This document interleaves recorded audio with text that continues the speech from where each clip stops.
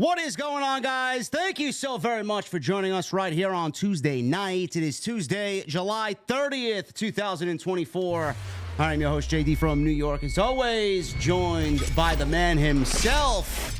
Not only on Tuesday nights, Mr. 7 nights a week, almost, I would say. The Solid Monster. What's going on, brother? It feels like it, doesn't it? Yes. It doesn't feel like there's no break. It just keeps going and going and going. No, man, there's no break at all. Listen, you throw a House of Glory show in there, man, and I'm out of commission for at least 48 hours. Oh, forget about it. You know? Voice. Our voices alone. Yeah, that was quite the show on Friday night, man. I was legitimately drained for the rest of the weekend after Friday's House of Glory show. Man, you know, I was thinking about it while the music was playing, and I'm just kind of browsing the HOG Instagram, and I'm thinking to myself, you know, Mike Santana, just unbelievable talent. Mike Santana is Amazing Red, and Swerve was on that show Friday. Steve Macklin was on that show, man. You know, a lot of those guys, especially Santana and Red, man, they make our job so easy, don't they? Oh, yeah. Oh, yeah. It's a pleasure. And every time, you know, they get in there and they do their thing, and you also see some of the other names, you know, the even bigger names that always seem to want to work with Red. You notice that? Yes. A lot of people want to work with the Amazing Red. Doesn't matter how much time goes by, you know, you could just tell these are the people that grew up watching him, emulated him, respect him. They want to get in the ring with him. And why wouldn't they? I mean, look at the matches he's having. Banger after banger. It's unbelievable. It's almost like a second coming of Amazing Red. And like you said, a lot of people line up to walk in through those House of Glory doors. I mean, Will Ospreay's done it. Malakai Black has done it. Swerve has done it. Ali has done it. I mean, who's next? I mean, it's going to be just a treat to see who walked through those doors next. And Red will be in Chicago, by the way, If you guys are Yes, he will. thinking about, if you're in Chicago or you're thinking about flying out to Chicago, September 5th, HOG's making their HOG debut in Chicago, and it's going to be a great show. So Dijak's on that show, Ali's on that show. It's going to be a banger. So make sure you guys get your tickets. But yeah, man, I very fortunate we do what we do. So if you guys missed that show, Trilla TV Plus, it's a banger. High Intensity is the biggest show of the year that we do, and it was probably one of the best that I've been a part of for sure. But we got another major show this weekend, Jace. We got SummerSlam coming up this weekend, and I am super excited about SummerSlam. In years past, under the Vince administration, I used to call it Summer Scam because of the lack of enthusiasm that they used to put into these shows. Not this year. I'm excited about SummerSlam this year, and tonight we're going to get into the full breakdown, preview, and predictions. We got our notes all lined up and ready to go, so we will give you guys a full breakdown of SummerSlam. And I got a lot of AEW news. So if you guys are into the AEW stuff, we will talk about that as well. We had Blood and Guts on Wednesday night, and I thought that was a great show as Tony Khan and company continue to steamroll through these weeks ahead on into All In, which I am also excited about. But this is episode 59 of TNT. I'm obviously here with the Solid Monster. Make sure you guys hit that thumbs up. I'd love to see. Jason would love to see 1,000 likes at least on the show. So make sure you guys do that. Everything you need for our socials and our YouTube channel are linked down below in the description. And if you guys need any wrestling content, the two guys that are on the screen right now, we got you covered, man. They got you covered. So make sure you guys go check all that stuff out. So I'm going to leave it with Jason as always. What do you want to talk about, brother? Where do you want to start? Why don't we kick off with the announcement that was made last week? And it wasn't really wasn't even an announcement so much as a photo initially on social media, and then everybody commented on Triple H and Nick Khan's trip to jolly old London. Why don't we talk about that and the possibility of WrestleMania finally, for real, coming to the United Kingdom, which is something John Cena teased at Money in the Bank last year, got everybody all hyped up about it, and they sent him out there, and he said, well, I think it's about time that London gets a WrestleMania. And then it turns out there was nothing rock solid signed, but they don't send him out there unless they want to bring WrestleMania to London. And now it looks like that the reality is coming a lot sooner than maybe some people thought. So let's talk about that, because I know that on my end, I have a lot of fans from that part of the world and from the UK who have been dying for a WrestleMania for years. And I would always get questions, do you ever think it's going to happen? When is it going to happen? How come they haven't brought it over there? And there were a lot of reasons why they haven't done it up to this point. But we live in a world now with WWE, especially running internationally the way they do. There's no excuse anymore. All the old excuses have washed away. That's one of their hottest markets. And it's about time, frankly, that those fans got a WrestleMania. So I don't even live over there, and I'm excited about it. I don't know how you feel, or if you've heard the same thing from people who listen to you. Yeah, I actually was out there last year for All In. I'm not going to be out there this year. It's a very expensive trip. I love the fans out there. We had a meet and greet that was tremendous. We had almost 100 people show up, and it was incredible. The energy there from the fans of not only what I do, just fans of pro wrestling in general. There's no better fans, and I experienced that firsthand being out there and then sitting in that stadium, Wembley Stadium, amongst 81,000 or whatever the real number is. People are going to go back and forth on that. It was a tremendous show, no matter how you cut it. The energy there was unbelievable, and it was a memory that I will probably take with me forever. So.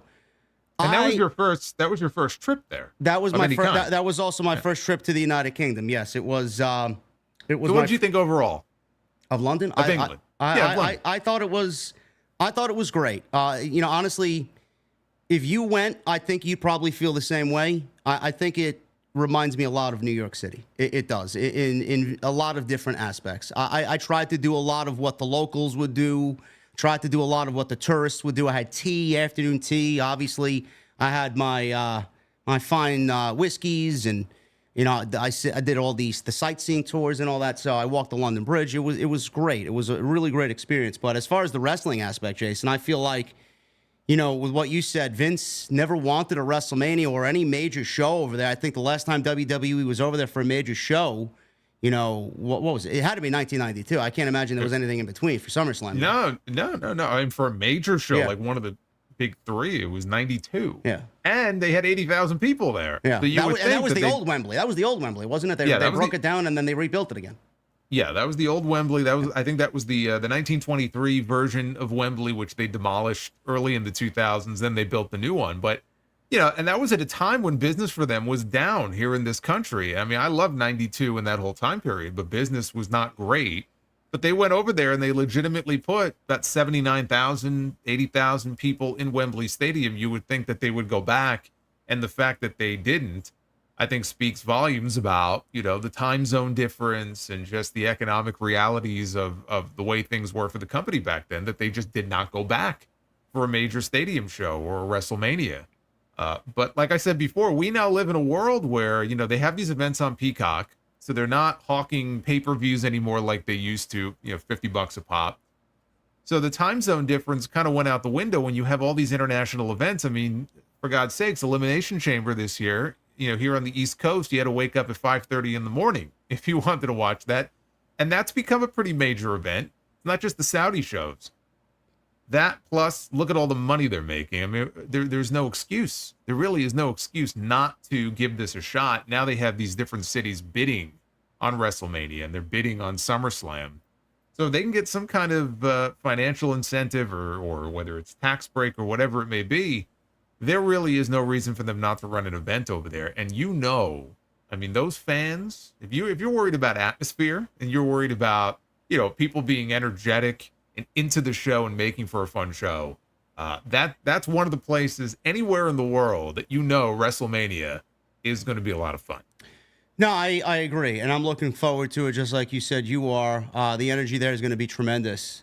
I do wonder, though, what is the reason why Vince never wanted to run over there for a WrestleMania and hasn't done that since 1992? Was it the fact that it was simply a time difference? Was it something that maybe he didn't think WrestleMania deserved? What was the real reason, or was it just a mixture of reasons? No, I mean, the time zone, I think, was one of the big reasons. And I think Triple H even made a comment about that a number of years ago. At least that's what he claimed.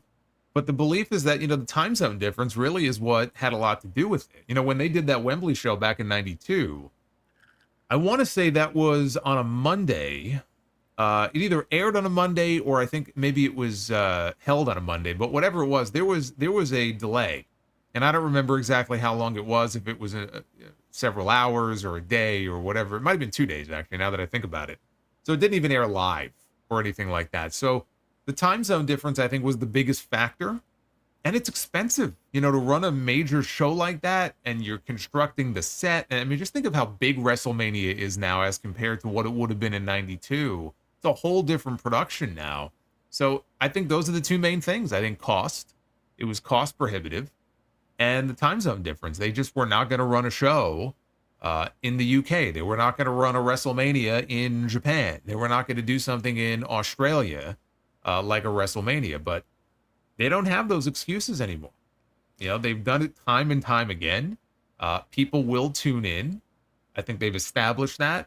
And frankly, if they were going to have a 1:00 afternoon WrestleMania, here in the States, I don't necessarily mind that. Not being up until the wee hours here, reviewing WrestleMania after it goes off the air at 2:00 in the morning. So for a variety of different reasons, I'm okay with it. But yeah, I think the time zone thing was the number one thing. Yeah, that's the content creation part of it is, I mean, obviously we can be a little bit selfish at times. And I think that's a nice reason to be selfish. Nobody wants to be here multiple nights on a weekend. And you get out of here at like 2:00 in the morning, and then you got to do the Raw after WrestleMania, which is another whole ordeal in itself. It's just a long weekend. I remember being really just the life was sucked out of me that weekend, and I know you felt the same way. So I don't mind that at all.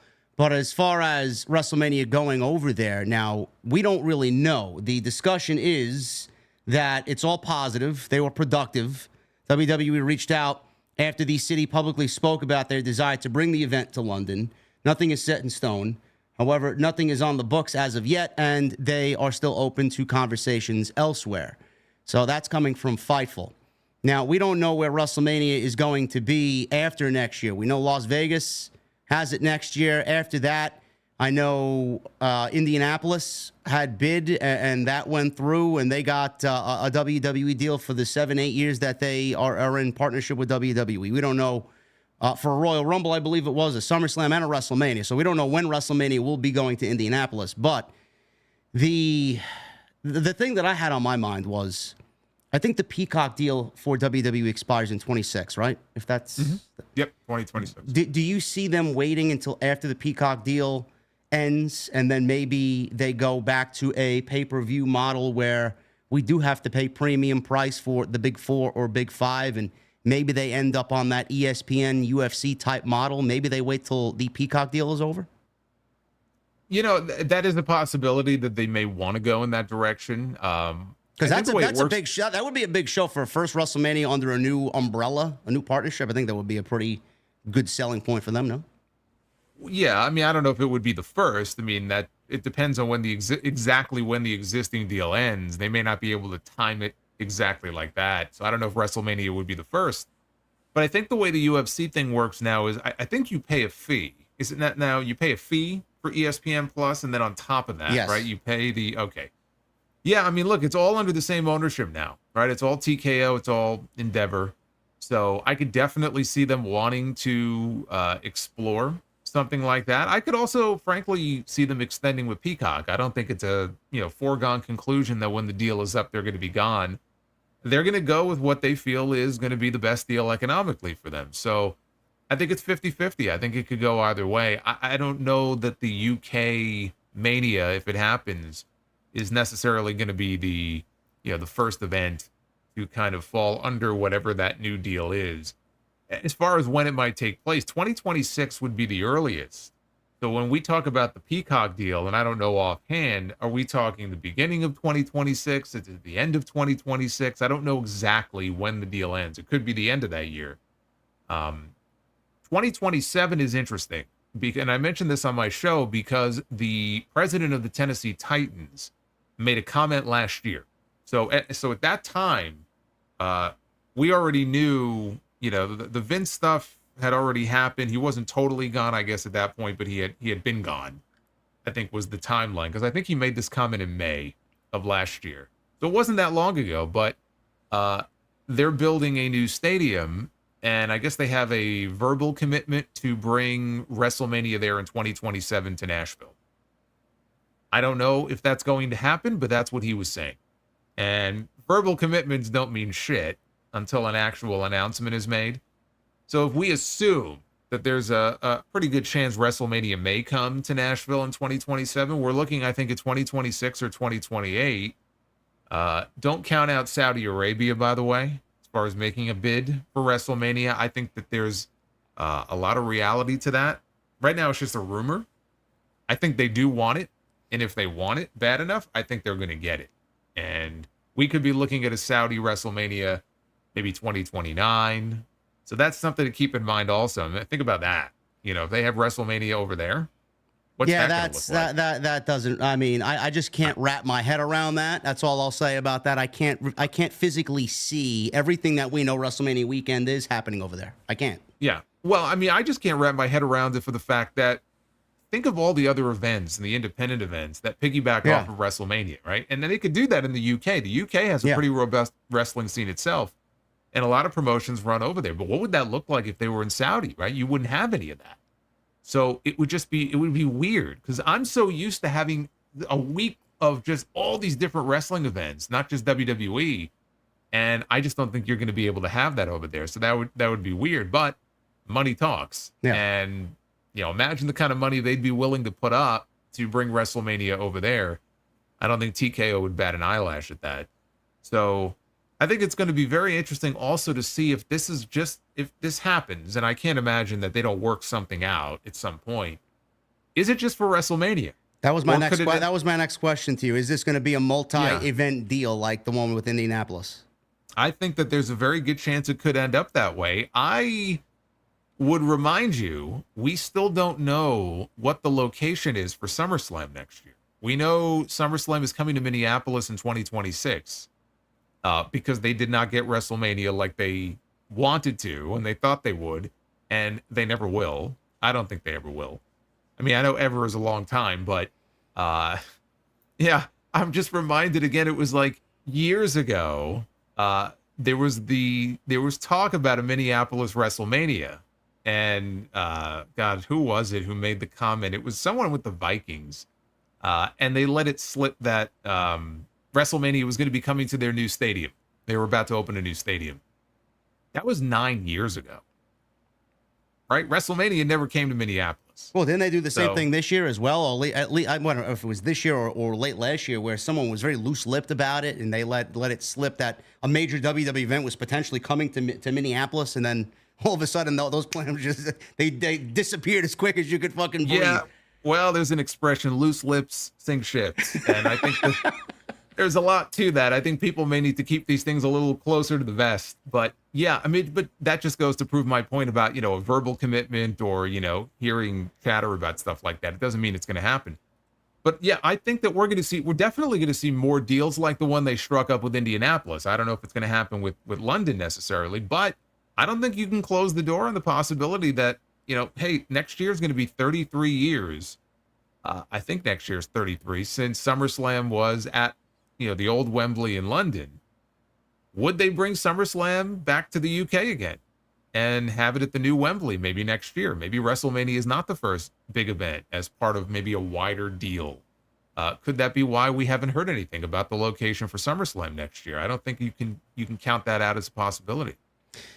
That would be very interesting. I didn't realize it was 33 years. That's a nice round number to go back there and celebrate the 1992 SummerSlam being the last show there. I know Tony Khan's not going to like that, and we haven't really heard a lot on the AEW front about where All In next year is going to be. The only thing that we've really heard is that a major AEW event is potentially taking place in the Dallas-Arlington area, where they just took residency for Collision going into All In for the rest of the month. I don't know how that would work out. I know he's kind of danced around that just like he does everything else. But imagine if All In is in Wembley next year and SummerSlam, we don't really know, is in Wembley next year. Can you imagine those two shows happening in the same month? And Tony Khan's record that he takes to sleep with him every night of 81,000 or whatever the number is, that's going to be shattered one way or another, whether it's SummerSlam or WrestleMania. I mean, yeah, it's... you could, goodbye. Well, WrestleMania for sure. I mean, that record is gone. Yeah. I mean, whether it's legit or not, they're going to announce. They're not going to run a WrestleMania at Wembley Stadium, let's say if they do, and announce anything less than what Tony Khan announced for All In last year, or will announce this year. And he's not getting 81,000 this year. So yeah, he can kiss that record goodbye. Yeah, Tony Khan, it would put him in a tough spot. If they make the announcement. And I think it was right. It might have been the same night, right, that they announced last year that, hey, we're coming back to Wembley next year. So if he does the same thing again this year, and it sounds like he wants to make that an annual thing, and it's a bank holiday over there, and so he wants to keep it going. Again, hypothetically, if let's say SummerSlam next year were to end up at Wembley, it's the same month. It's the first major WWE event like that would be in the UK, again, in 30 plus years. If you're a wrestling fan, and you live over there, and the ticket prices that they are charging for these events, both WWE and AEW, it's not cheap.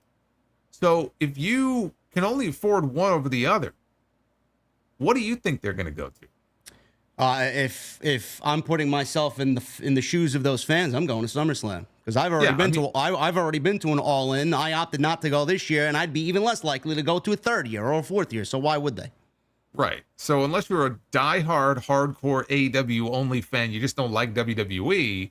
If you're a wrestling fan, if you're a fan of both, and you're looking, okay, which one do I want to go to? Do you go to SummerSlam, which has not been there in 30 plus years, or do you go to maybe what would be your third All In after going to the first two? Yeah. So I think the majority of those people would opt for WWE. And it's going to be tough, I think, for AEW every year they go back there to put as many people in as they did the year prior. So if I'm Tony Khan, yes, I'm sure that he is hoping that does not happen. but I think the UK is going to be, ground zero for a lot of big events in these next several years. Sounds like the mayor over there is really adamant about bringing a lot of sports events. He's very ambitious. He wants to bring the Super Bowl there. He wants to bring a whole lot of different international events there. He wants to bring the Olympics back in 2040. So WrestleMania is near the top of that list. Well, who knows how hot WWE is going to be when they decide to bring a WrestleMania there. I don't know which way they want to swing it. I would probably do WrestleMania first and then a SummerSlam. Cody's not going to be around forever. Roman's not going to be around forever. The Rock is not going to be around forever. Punk is certainly not going to be around forever. So I think you would want to maximize all these major names that really aren't.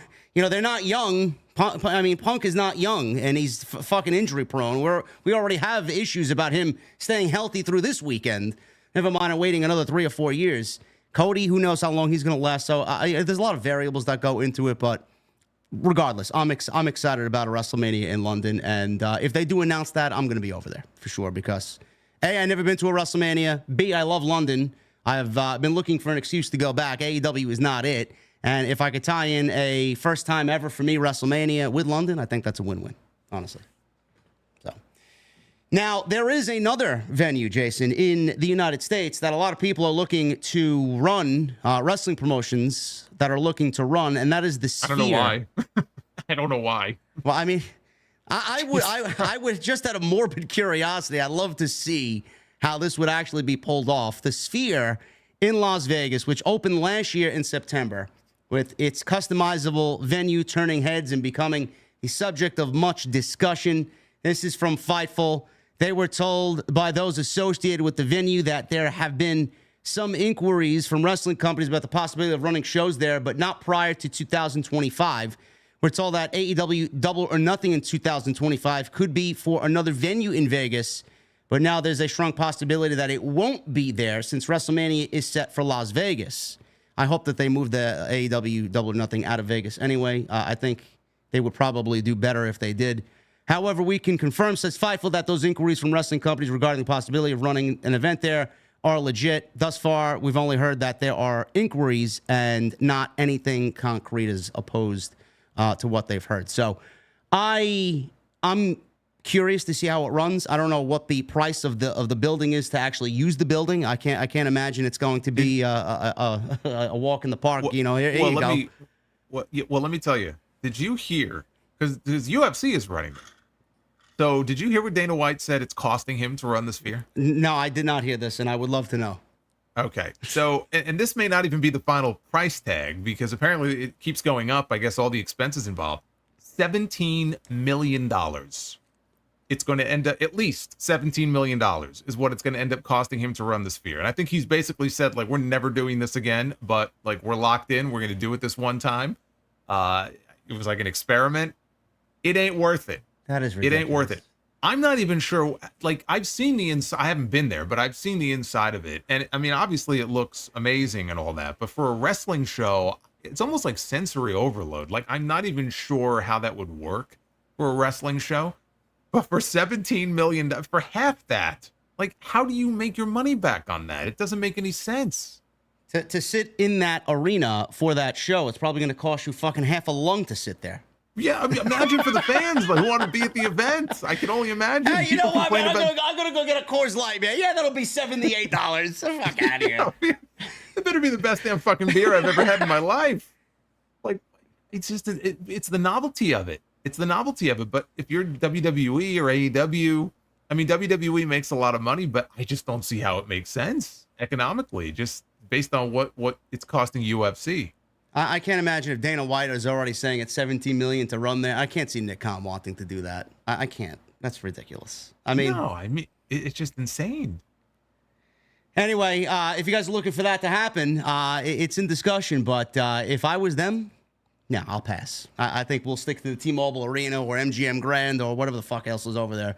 Yeah. But that's in the news. But we'll see what happens, man. WrestleMania is coming to Vegas next year, and if we hear any discussion, obviously we'll keep you posted on that. Other WWE news and notes here for the week. Triple H, he was asked about Brock Lesnar and if he would be open to having a conversation with Lesnar and welcome him back if he'd like to do something with Lesnar. Now, Obviously, you guys know that Lesnar's name was in the Vince McMahon lawsuit. Wall Street Journal identified Lesnar as the former UFC heavyweight champion that was in the filing. Once this came out, WWE dropped Lesnar from all of their plans. He was supposed to be in the Royal Rumble. He was not. He was supposed to be at the Elimination Chamber. He was not. He was supposed to wrestle Gunther at WrestleMania. He did not. So while speaking with the Daily Mail, Triple H was asked about Lesnar's status. Triple H said, well, you'd have to ask Brock Lesnar that. Brock kind of does his own thing. He's up in Canada, I'm sure, watching his kids play hockey and enjoying life. If and when he decides he would like to do something, we'd be open to the conversation. We'll see. So that is where he left it. The good old Paul Levesque, let's dance around it and give the most political answer possible in regards to someone that is associated with my father-in-law for heinous acts. I said this week, Jason, on my end. Listen, I think Lesnar is great. When he's there, I think he brings a sense of something that nobody else really delivers on WWE TV. But as far as what I would like to see out of him, I think we've kind of wrung the sponge out of the Lesnar aura, so to say. I don't think there's anything left. The only thing I'd like to see him do, honestly, is that match with Gunther, obviously, or a match with Braun Breaker. And that's pretty much the extent of it. I don't know what else he'd be doing. Well, I mean, also, you want to see him and Gunther. You want to see him win, or do you want to see him lose? Because no, I would want to see him put over Gunther. Okay, so the idea then is that we bring Brock back, pay him all this money, and he just puts everybody over and just loses every match? Okay. Why not? It doesn't sound realistic to me. So if that's your plan for him, then he's not coming back. If he's being paid, I can't really see him, really giving a shit about it, But I just wonder if you're going to get your return on your investment if you bring him back just to lose every big match that he's in. Let's say he comes back and has half a dozen matches against people like Gunther and Braun. He's got to win a few. He doesn't have to win any championships. I think that ship has sailed. I mean, that's just not needed at this point. But yeah, I mean, those are the names that I would want to see him in the ring with if he came back. We've seen him pretty much. If you think about all the key guys, Roman Reigns, I mean, for the love of God, we don't need to see that again. No. Randy Orton is something that we've already seen, and AJ, Cody. Rollins, Cody. Well, I'll tell you what, though. Actually, this is probably a bad idea, but I just thought they had such a great match. But it was 11 years ago, him and Punk. But on second thought, him and Punk today probably wouldn't end well for Punk. No. So we're trying to protect Punk. Putting him in the ring with Brock Lesnar is probably not a great idea. No, realistically, though, with Cena retiring next year, do you think that it's a possibility we could see him back a lot sooner than people anticipate? Maybe him and Cena one more time? Well, yes, it's possible that we could have him back and do something with Cena, whether it's a tag match. We've never seen them tag before. We've seen them wrestle each other, and I don't even know, honestly, at this point, John Cena, just in the state that he's in, just looking at his last few matches, him and Lesnar, we already know. I can visualize it in my head. I already know what it's going to be, right? What's Cena going to do with Lesnar at this point? Nothing. He's going to be thrown around. His hair is going to go flying. 26 and suplexes. It's going to be 26 suplexes. Maybe he'll hit an attitude adjustment and eke out a win. I don't need to see that as a one-on-one match. I can't answer the question about whether or not we're going to see it because I don't think we see him back until we have some semblance of a resolution of some kind to this Vince McMahon situation. And the problem is, this lawsuit has been paused. Now, apparently Vince's people are filing to try to get that, try to get things moved along because if you saw the story a couple of weeks ago, her attorneys, Janelle Grant's attorneys, filed another motion when things are supposed to be paused at the moment at the request of the Justice Department. So now that they made that inquiry, it's like, oh, well, we got to unpause things and move things along.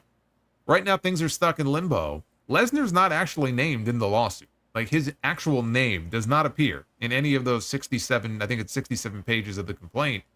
There's a reference to, I think, a former UFC fighter that, clearly is referring to him.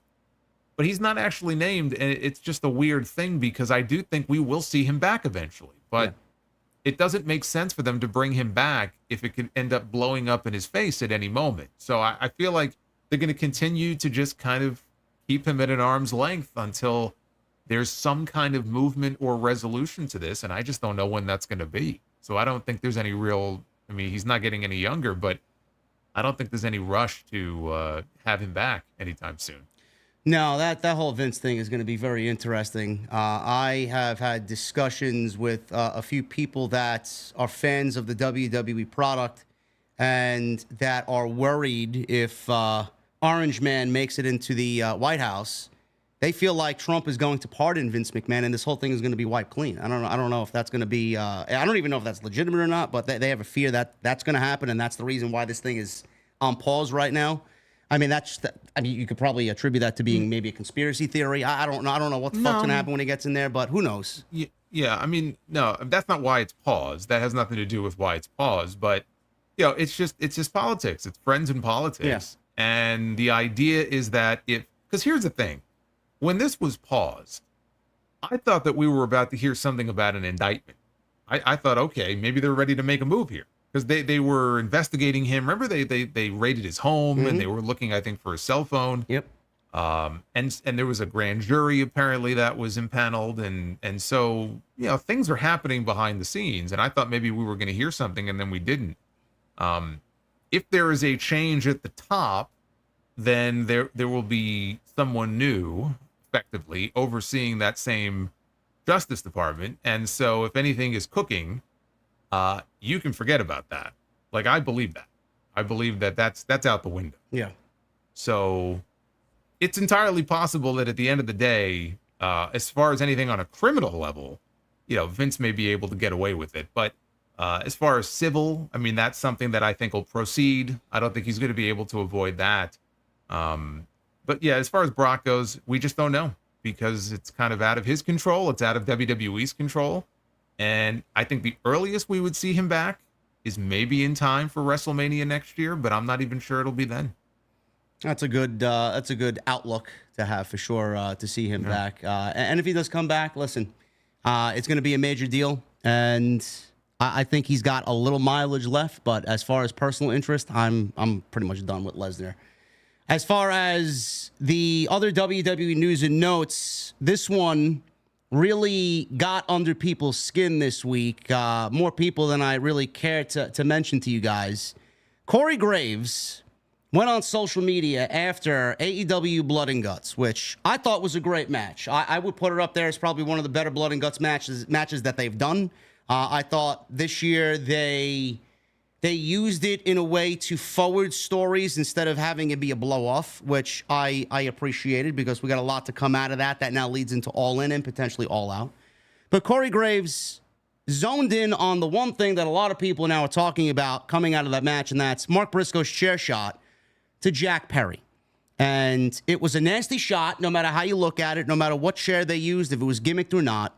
It was a sound that I would not want to be hit with. I don't know what Jack Perry's thinking, but he's obviously okay. I don't want to be hit with anything that sounds like that. So Graves, in a now deleted post on X, he says, "This is not meant to sound judgmental or incite us versus them or question anybody's passion or talent or intentions. This is just coming from a guy whose career ended from a few too many accidental headshots. The art of this business is protecting ourselves and each other. Trust me, the gaps in memory are not worth it. I promise." End quote. Very innocent enough. I mean, this guy has wrestled himself. He had to retire due to concussions. And you would think that out of all the people that retired and have dealt with this situation head on, he would be a great spokesman for that. Apparently, the AEW fan base didn't want to hear from Corey Graves, and he was under a microscope. They lashed out at him, and he deleted the tweet. So this tweet actually came after Dynamite ended. Following the match, many questioned the spot given the seriousness of concussions and the long-term effects on the brain. Some defended the spot, suggesting Briscoe used a gimmick chair, which Brian Alvarez confirmed on Wrestling Observer Radio. I'll stop there. Now, Jason, when I woke up to this news the following morning on Thursday morning, and all through these threads, I was like, oh, it's a gimmick chair. It was a fake chair. I'm like, all right, how the fuck do you know that, number one? Number two, the first thought in my mind was, if it was a shaved chair, if it was a tinfoil chair, an aluminum chair, a plastic chair, I don't give a fuck what it's made out of. I don't know if anybody wants to be hit in the head with the velocity and ferocity that Mark Briscoe swung at Jack Perry. I don't give a fuck what it's made out of. Anything to that part of the body, no matter what it's made out of, is going to cause some sort of effect or damage long term. That's the first thing I was thinking. I don't know what you initially thought when you watched the spot happen, and then you went to go see these geeks on social media talking about it. What was your initial reaction to everybody first when you saw everything break down on social media? Well, when I saw the spot, I didn't like it because, I mean, like you said, he swung for the fences. When he whacked him in the head with that chair. And then I saw the reaction online, and there were a lot of people who were upset. But of course, as with anything, what did it degenerate into? It degenerated into tribalism, right? We had the WWE fans and the AEW fans, and they were arguing with each other. And I think that's a big part of why Corey Graves took the tweet down and people were attacking him. It was mostly AEW people that I saw, at least based on their bios, saying, shut up. You don't know what you're talking about, because God forbid he should have an opinion because he works for the other company. He's not allowed to. Yeah, this is not just some fan, man. He's a fucking pro wrestler. He works in the business. Not only is he a pro wrestler, he's a pro wrestler whose career ended because of concussions. Right? So it may not have been just chair shots, but he had to retire a lot sooner than he wanted to because of trauma to the head, and they wouldn't clear him. So he's absolutely entitled to his opinion. Now, he posted that, maybe not knowing that AEW had gimmicked the chair up in some way, which I believe they did. And as some people pointed out, I think that chair looked different than, I think, some of the other chairs that were in the ring. I think it said scapegoat on it. So it had some kind of marking on it, probably. First of all, before I even go any further, did you see the Corey Graves tweet that he posted earlier? Like at 7:15? Yeah, I don't remember what it said, but yes, I did read it. It just says, ... and then all of a sudden it doesn't love you back anymore. So I don't know what that's about. That's just a little update there. I don't think it has anything to do with this necessarily, but I thought that was kind of weird. Always when you get these cryptic tweets that have no context to it, and then people start debating, what does this mean? And then people get upset that people are speculating. But when you post a cryptic tweet, it's like, what do you expect? Here's my thought on this. I'll ask you a question. In that same match on Wednesday, did it bother you when Jeff Jarrett hit Brandon Cutler over the head with a guitar? Honestly, no. Those guitar shots, I think we've seen enough of them to know that there's literally nothing in that guitar. It's a gimmick guitar. Well, but you're still being hit in the head hard with an object. You are. So I'm just saying, like, because I'm in the same camp with you as far as the chair stuff, but I also it's honestly it's a lesser of two evils situation. It's like if you're asking me which would I rather be hit with, I would rather be hit with Jarrett's guitar because I don't recall anybody being concussed or injured with a guitar shot from Jeff Jarrett. But, well, that we know of. Yeah. Well, I mean, that we know of, right? Yeah. I mean, you can go back many, many years. I mean, Jake the Snake, suffered a pretty bad injury. He claims a pretty bad injury from a guitar shot from the Honky Tonk Man. So, I mean, it could happen. But I just think, when you're talking about people being hit in the head hard with an object, if you get hit in the head with a cookie tray, right? It bends. People don't bat an eyelash because it's a cookie tray. I think back to Cody Rhodes at that first Fyter Fest in 2019. He wrestled Darby Allin on that show. And on that show, they went to a 20-minute draw, and then Shawn Spears got into the ring after the match was over, and he hit Cody in the head with a chair shot. And Cody ended up... Now, Cody, and I think he would admit this now, Cody Rhodes, if you remember at the time when he later on talked about what he was thinking, that was his idea. And he did it because he wanted to take chair shots to the head back for the boys, right? Which sounds fucking dumb when you say it out loud like that. But they gimmicked the chair. And so what they did was they had the prop guy who used to work for WWE and became the prop guy for AEW. I think he bought a chair off of Amazon. And I guess there's a way to do it where you take it and you shave down maybe the seated part of the chair and make it so thin that they say it's like a cookie tray. So, like, it won't hurt you. But what ended up happening is Cody told Shawn Spears to swing for the fences, right? Like he was hitting a baseball. And so he swung it at an angle. And I think one of the metal bars on the chair is what caught Cody. And so Cody, with this supposedly gimmick chair and the safe stunt, ended up with 12 staples in the back of his head. All that to say, you can gimmick the chair as much as possible, but when it's human error. And I know these are pros, and you trust Mark Briscoe or whoever to not hurt the other guy. And I'm happy that Jack Perry apparently didn't get hurt, but it's just not worth the risk. Chair shots to the head when you are unable to put your hands up to protect yourself because you're handcuffed is just stupid. If he got his hand up, it's like, all right, he's still swinging a chair at his head, but at least he can get his hand up and protect himself. And it's still, all right, it looks cool. And he's not getting his brain scrambled.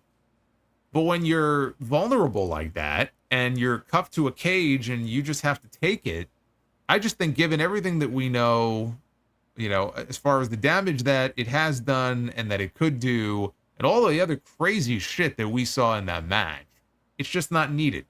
And I don't know why you would even attempt to do it anymore. And I saw some, AEW fans hitting the WWE fans back. Well, were you complaining when Cody Rhodes threw a chair at AJ Styles' head? Same thing. I saw the same thing. Yeah. And AJ took that bump off the apron and went through a table and all that. But there's a difference. And I'm not even condoning that, but I'm saying there's a difference between launching a chair halfway across the ring at someone's head, who, by the way, can get his hand up to at least partially block it, and just swinging for the fences and just wailing someone over the head with one. Even just the visual of it, even if it was totally 100% safe, just as a fan, I watch that now and I don't have the same reaction that I had 25 years ago when Steve Austin, was hitting people in the head with chairs and it was like, fuck yeah, because it made a great sound and because it looked cool. I just don't have the same reaction to it that I did back then. So I don't like it and I wish they wouldn't do it. But I know, and you may get into this, the whole QT Marshall thing, I know he was getting very defensive about the whole thing. Yeah, he was raising his sword, fighting for the honor of AEW, and it all started because of Jimmy Corderas, a former WWE referee, published a video stating that you can't gimmick a folding chair. So QT Marshall, who's the vice president of creative and talent in AEW, responded to Jimmy Corderas, saying you have no clue, you have zero clue what you're speaking of. If you would like, you can come to AEW and we can show you what we do to protect the talent, or you can continue to be ignorant. Take your pick. Now, Jimmy Corderas, he also worked in the business. He knows a thing or two. He's just not replying to some fucking random geek on social media. Marshall said this to Jimmy Corderas and then followed up and added, I have all the respect in the world for the veterans of the industry who have paved the way, even if they shit on us publicly. For the record, I'm not mad at Jimmy Corderas. I'm not mad at anyone for having an opinion on chair shots. My argument was that he didn't understand how we gimmick a chair. I've sent him the DM. He responded. End of it. He's earned the right to get the DM. Tony Khan was actually asked about this chair shot in the Ring of Honor post-show media scrum after the last pay-per-view that they had. And again, like usual, he just dances around the fucking question. He says... Before you get into the... I was hoping you would bring that up. Before you get into that, though, it's just funny, though. I mean, QT seems like a nice guy. I've met him before, but this is the same QT Marshall who, remember when Shaq came in and did the tag match on Dynamite? Okay. So he expressed an interest in doing the table spot. They were really trying to get him to do it. And QT is the one who told him, oh yeah, we'll have like thick crash pads like under the table, which they didn't. But he admitted like later on, he said, I told him that because I didn't want him to back out of the spot. So it's like, now, of course, it's all about safety and all this stuff. I just thought that was funny because I remember him saying that in an interview, and I thought, wow. So, like, if he would have gotten hurt on that spot, what a shitty thing, right? You tell the guy you're going to have crash pads under the table, and, it's like, nah, we just wanted to make sure he didn't back out. We got him in to do the spot. And now what is his exact title now in AEW? Because I know he has a position with creative, but I think he might have more than one title. Well, it says here, I have written down here, is the AEW Vice President of Creative and Talent. Okay. This ties in now to this Tony Khan quote that you're gonna read, and then we'll talk. Just an added note on QT, you know, saying that they do what they do to protect the talent. And I said this on my end as well when I covered this, talking about this Corey Graves tweet. Every fucking week, and listen, AEW might do a great job of protecting their talent, but every week I see someone dropped on their fucking head, on the apron, pile drivers every fucking week. You know, you don't usually see this thing in WWE. They've outlawed the fucking move. Not everybody's doing it. I mean, you would see at least 5 or 6 pile drivers on a fucking 2-hour AEW show, or dropping somebody on the apron. I'm like, so no matter the chair shot, they are dancing around just the head area in other ways, not just swinging a chair at somebody. So, you know, we should really call attention to that as well, because I find that to be almost a weekly thing, and nobody really seems to have a problem with that. I don't know why we're just so loose on dropping people on their head, but. And that's a different story for a different day. But yes, Tony Khan, he was asked during the Death Before Dishonor media. This was before the actual pay-per-view. The Death Before Dishonor media call. Khan was asked about his stance on unprotected chair shots, given that he's had Chris Nowinski in to speak to the roster about CTE, and he's a member of an NFL ownership family. He was also asked if there's something being done to gimmick the chairs so that it makes it okay in Khan's mind. He says, it's a great question. A very nuanced question. There's a couple of different things in there. I think the nuance you added to it makes it an even better series of questions. When I read this quote, I read the same quote on my show. Like, I read those first few lines, and I thought it was like a parody. Like, I'm like, did he really say this? And then I realized he did. But it's almost like, okay, he's doing everything in his power to avoid answering the question. It's like he's thinking of the answer as he's speaking. So he's saying like, oh yeah, that's a great question. Very nuanced. I love the nuance of your question as he's trying to formulate the answer in his head. I couldn't believe it. Like, I really thought it was like, this can't be real at first. But then I realized, no, this is how he started his answer. He goes on to say, I love that we analyze the mechanics of pro wrestling and the things going on. I do like to leave some of the art of this and some of the kayfabe of this in the wrestling, and I think that's the best way to do it. But I thought it was a great match. Everybody came out of it in great shape, all things considered, Tony Khan said. He went on to say, I mean, everyone is beat up bad, but to be honest, this is probably the least major injuries we've ever had coming out of a blood and guts match or one of those very brutal multi-man death matches, and I'm glad everyone's going to be okay.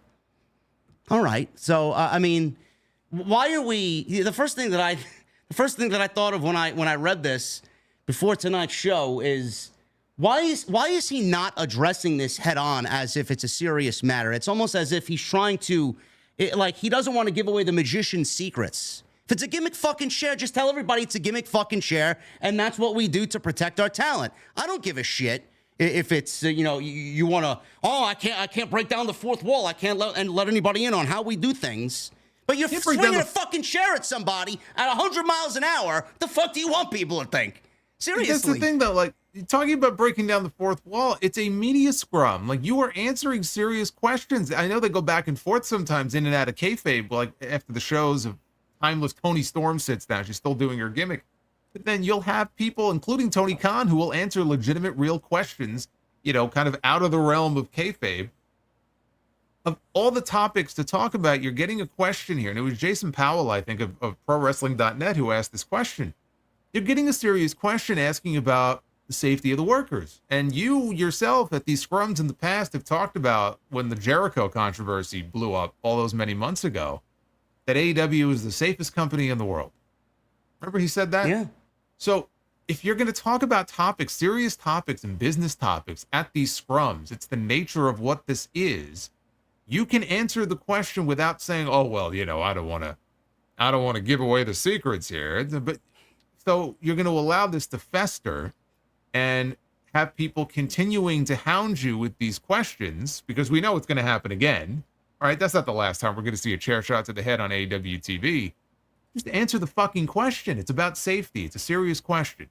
It's the kind of question that you shouldn't be tap dancing around. Just give an answer.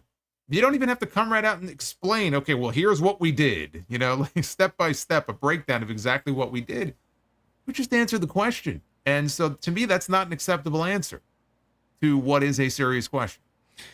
One final thing on this. One of the Young Bucks, I think it was Nick Jackson, was asked about the chair shot as well. He actually replied to a question coming from Sports Illustrated. Justin Barrasso actually asked this.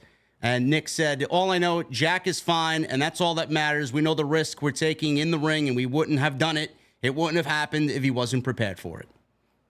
All right, well, then you got to deal with the ramifications because everyone's going to be fucking asking, no matter what the chair is made out of, why you're aiming for someone's head. When you all know that a lot of people have either fucking died or ruined their careers because of shots to the head.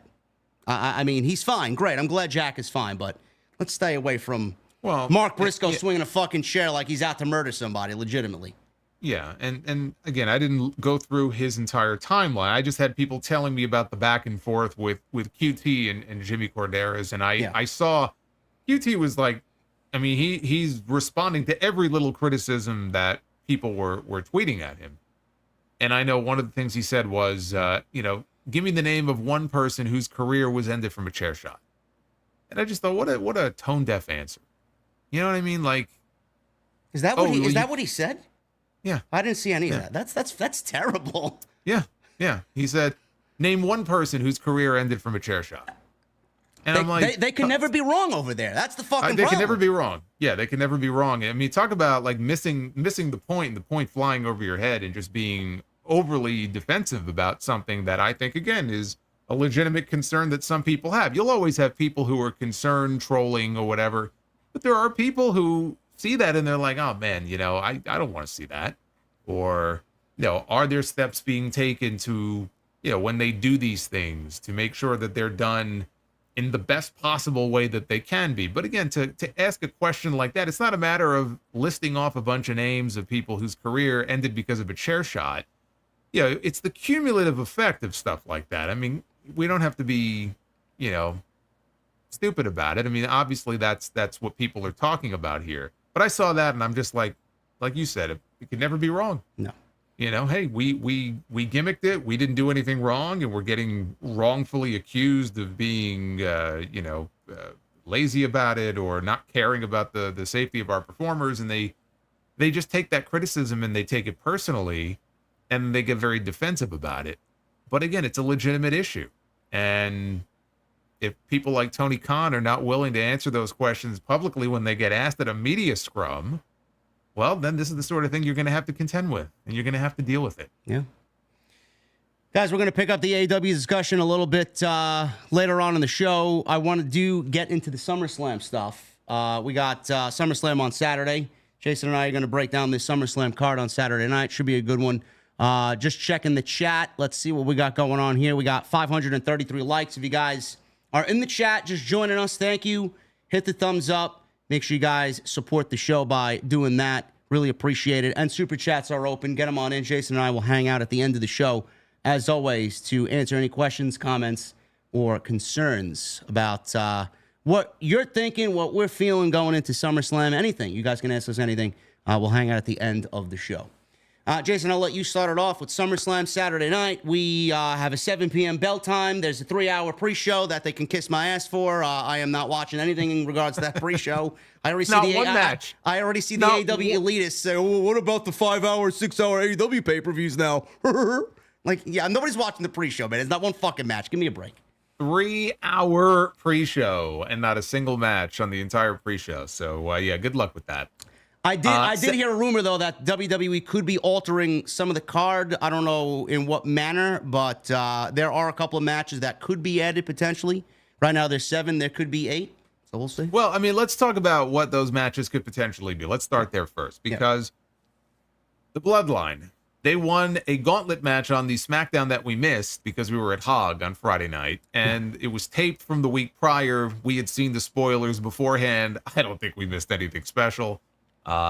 We both are. I've gone back and watched what I missed, and we didn't miss much. No, but it was Jacob Fatu and Tama Tonga who won the gauntlet match to become number 1 contenders for the tag team titles currently held by DIY. I guess Tonga Loa was selling an eye injury from when Kevin Owens raked his eye the week before on SmackDown. I don't know if it's because he legitimately suffered an injury. I'm guessing not. or if it was just because, and I said this on my show, I think Tonga Loa at this point, he's really good for comic relief when it comes to the Bloodline. He's had a few rough moments since debuting, right? Literally from the first night that he debuted, and he was a little late coming out from under the ring, whoever's fault it was.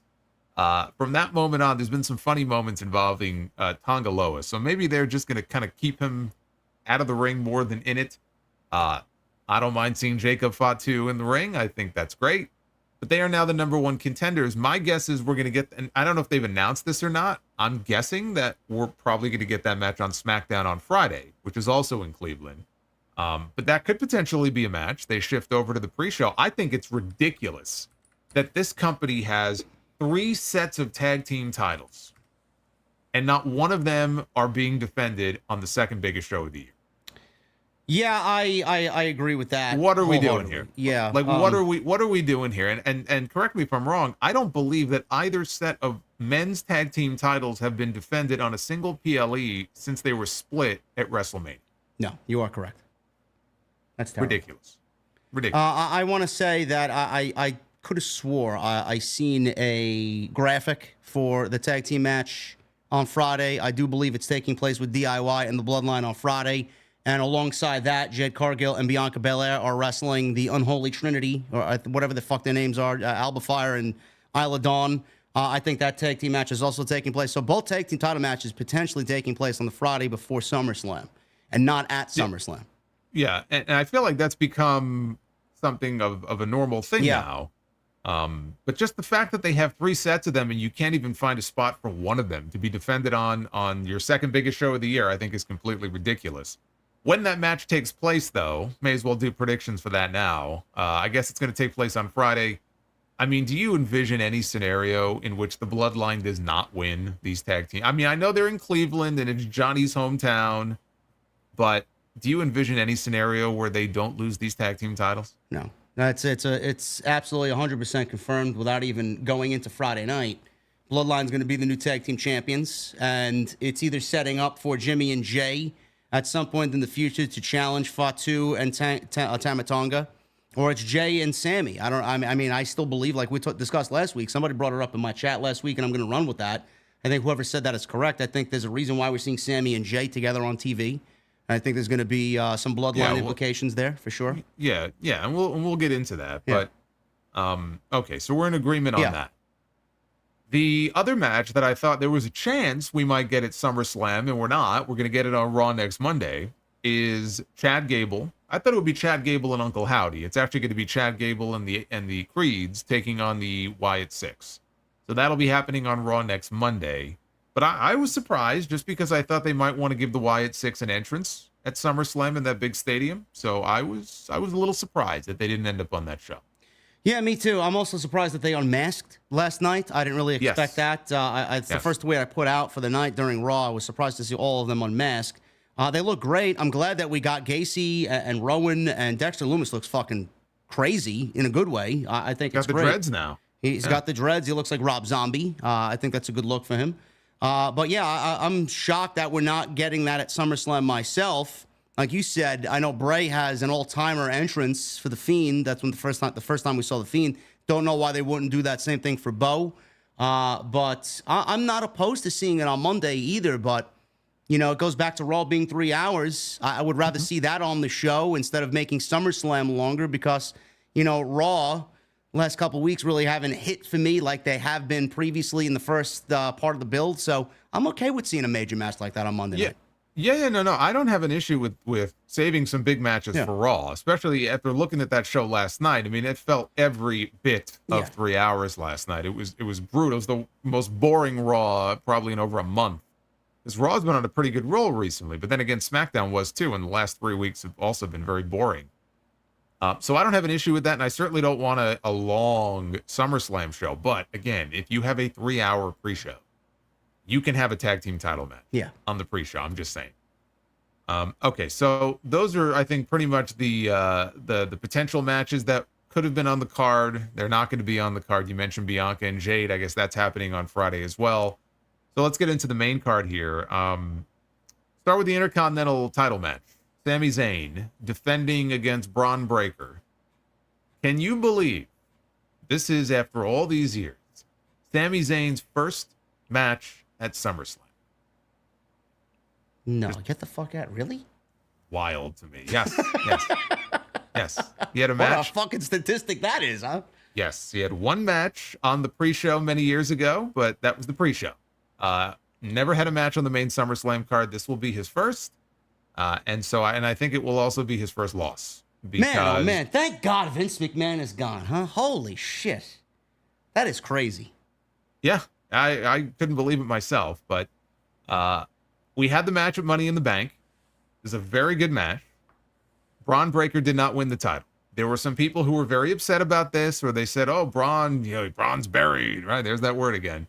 And of course, the next night or whatever, 2 nights later on Raw, what did he do? I think he left Sammy and Ilya Dragunov laying, in a pile. Yeah. And it was fine.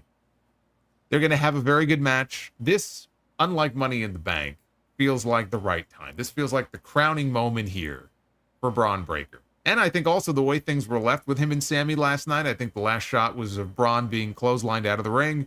Probably bodes well for his chances as well, that he wasn't standing over Sammy's dead body.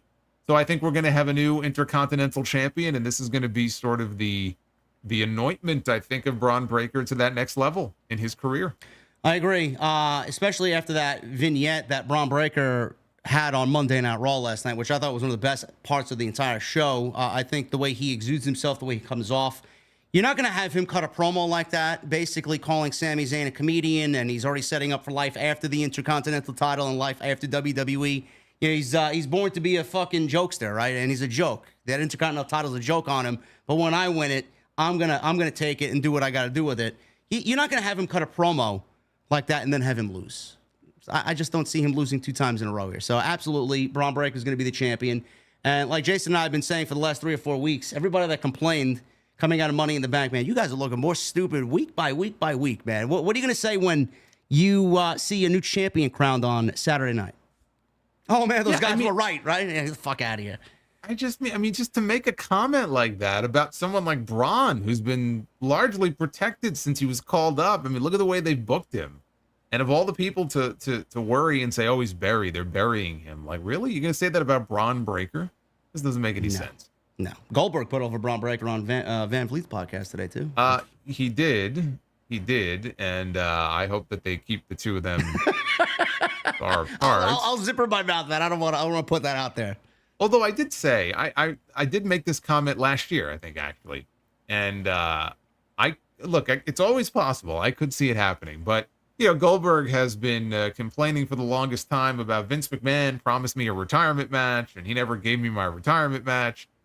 And I said, if Goldberg wants a retirement match and WWE was ever going to bring him back, Braun Breaker would be the opponent that I would choose, provided that Braun Breaker just kind of mow him down and beats him. Because if you think about it, the spear, he has taken the spear really from Goldberg. I mean, there really hasn't been anybody since Goldberg. Maybe Rhino, I guess. Rhino had a the gore, which looked awesome. But really, since then, think of all the people that have used the spear, right? And a lot of people have used that move. Nobody has had the level of intensity when they hit it since Goldberg, like Braun Breaker. So in a way, it would be kind of appropriate, I think, for him to put Goldberg down in his final match. Not that I have any interest in seeing Goldberg, again, come back and have some big run in WWE again. But Braun would kind of make sense if he was going to come back and put somebody over, not win, then it should be Braun Breaker. It's amazing how many people have had the spear. I think the only other person I thought did a decent spear, Roman's got a decent spear. Adam Copeland's got a spear. Copeland's got a hug. He's got a hug, yeah. He's got a hug. Jey Uso's spear is terrible. He should just stop doing it. Bobby Lashley had a great spear. It was more showy than anything, though. But that's what I mean, though. I'm talking about intensity. Yeah.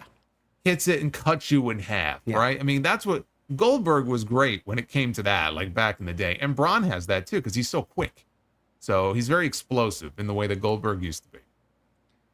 Goldberg also called Tony Khan the second coming of Dixie Carter. But we won't go there. We won't go there. Let the AEW tribalists have a field day with that one. Yeah. We have Yes, indeed. I'm sure they love I'm Big sure Bill. there's some really respectable and respectful discussion happening right now over that one. I'm sure there will be a very, very mindful and respectful and courteous response from the AEW audience to the comments of Bill Goldberg.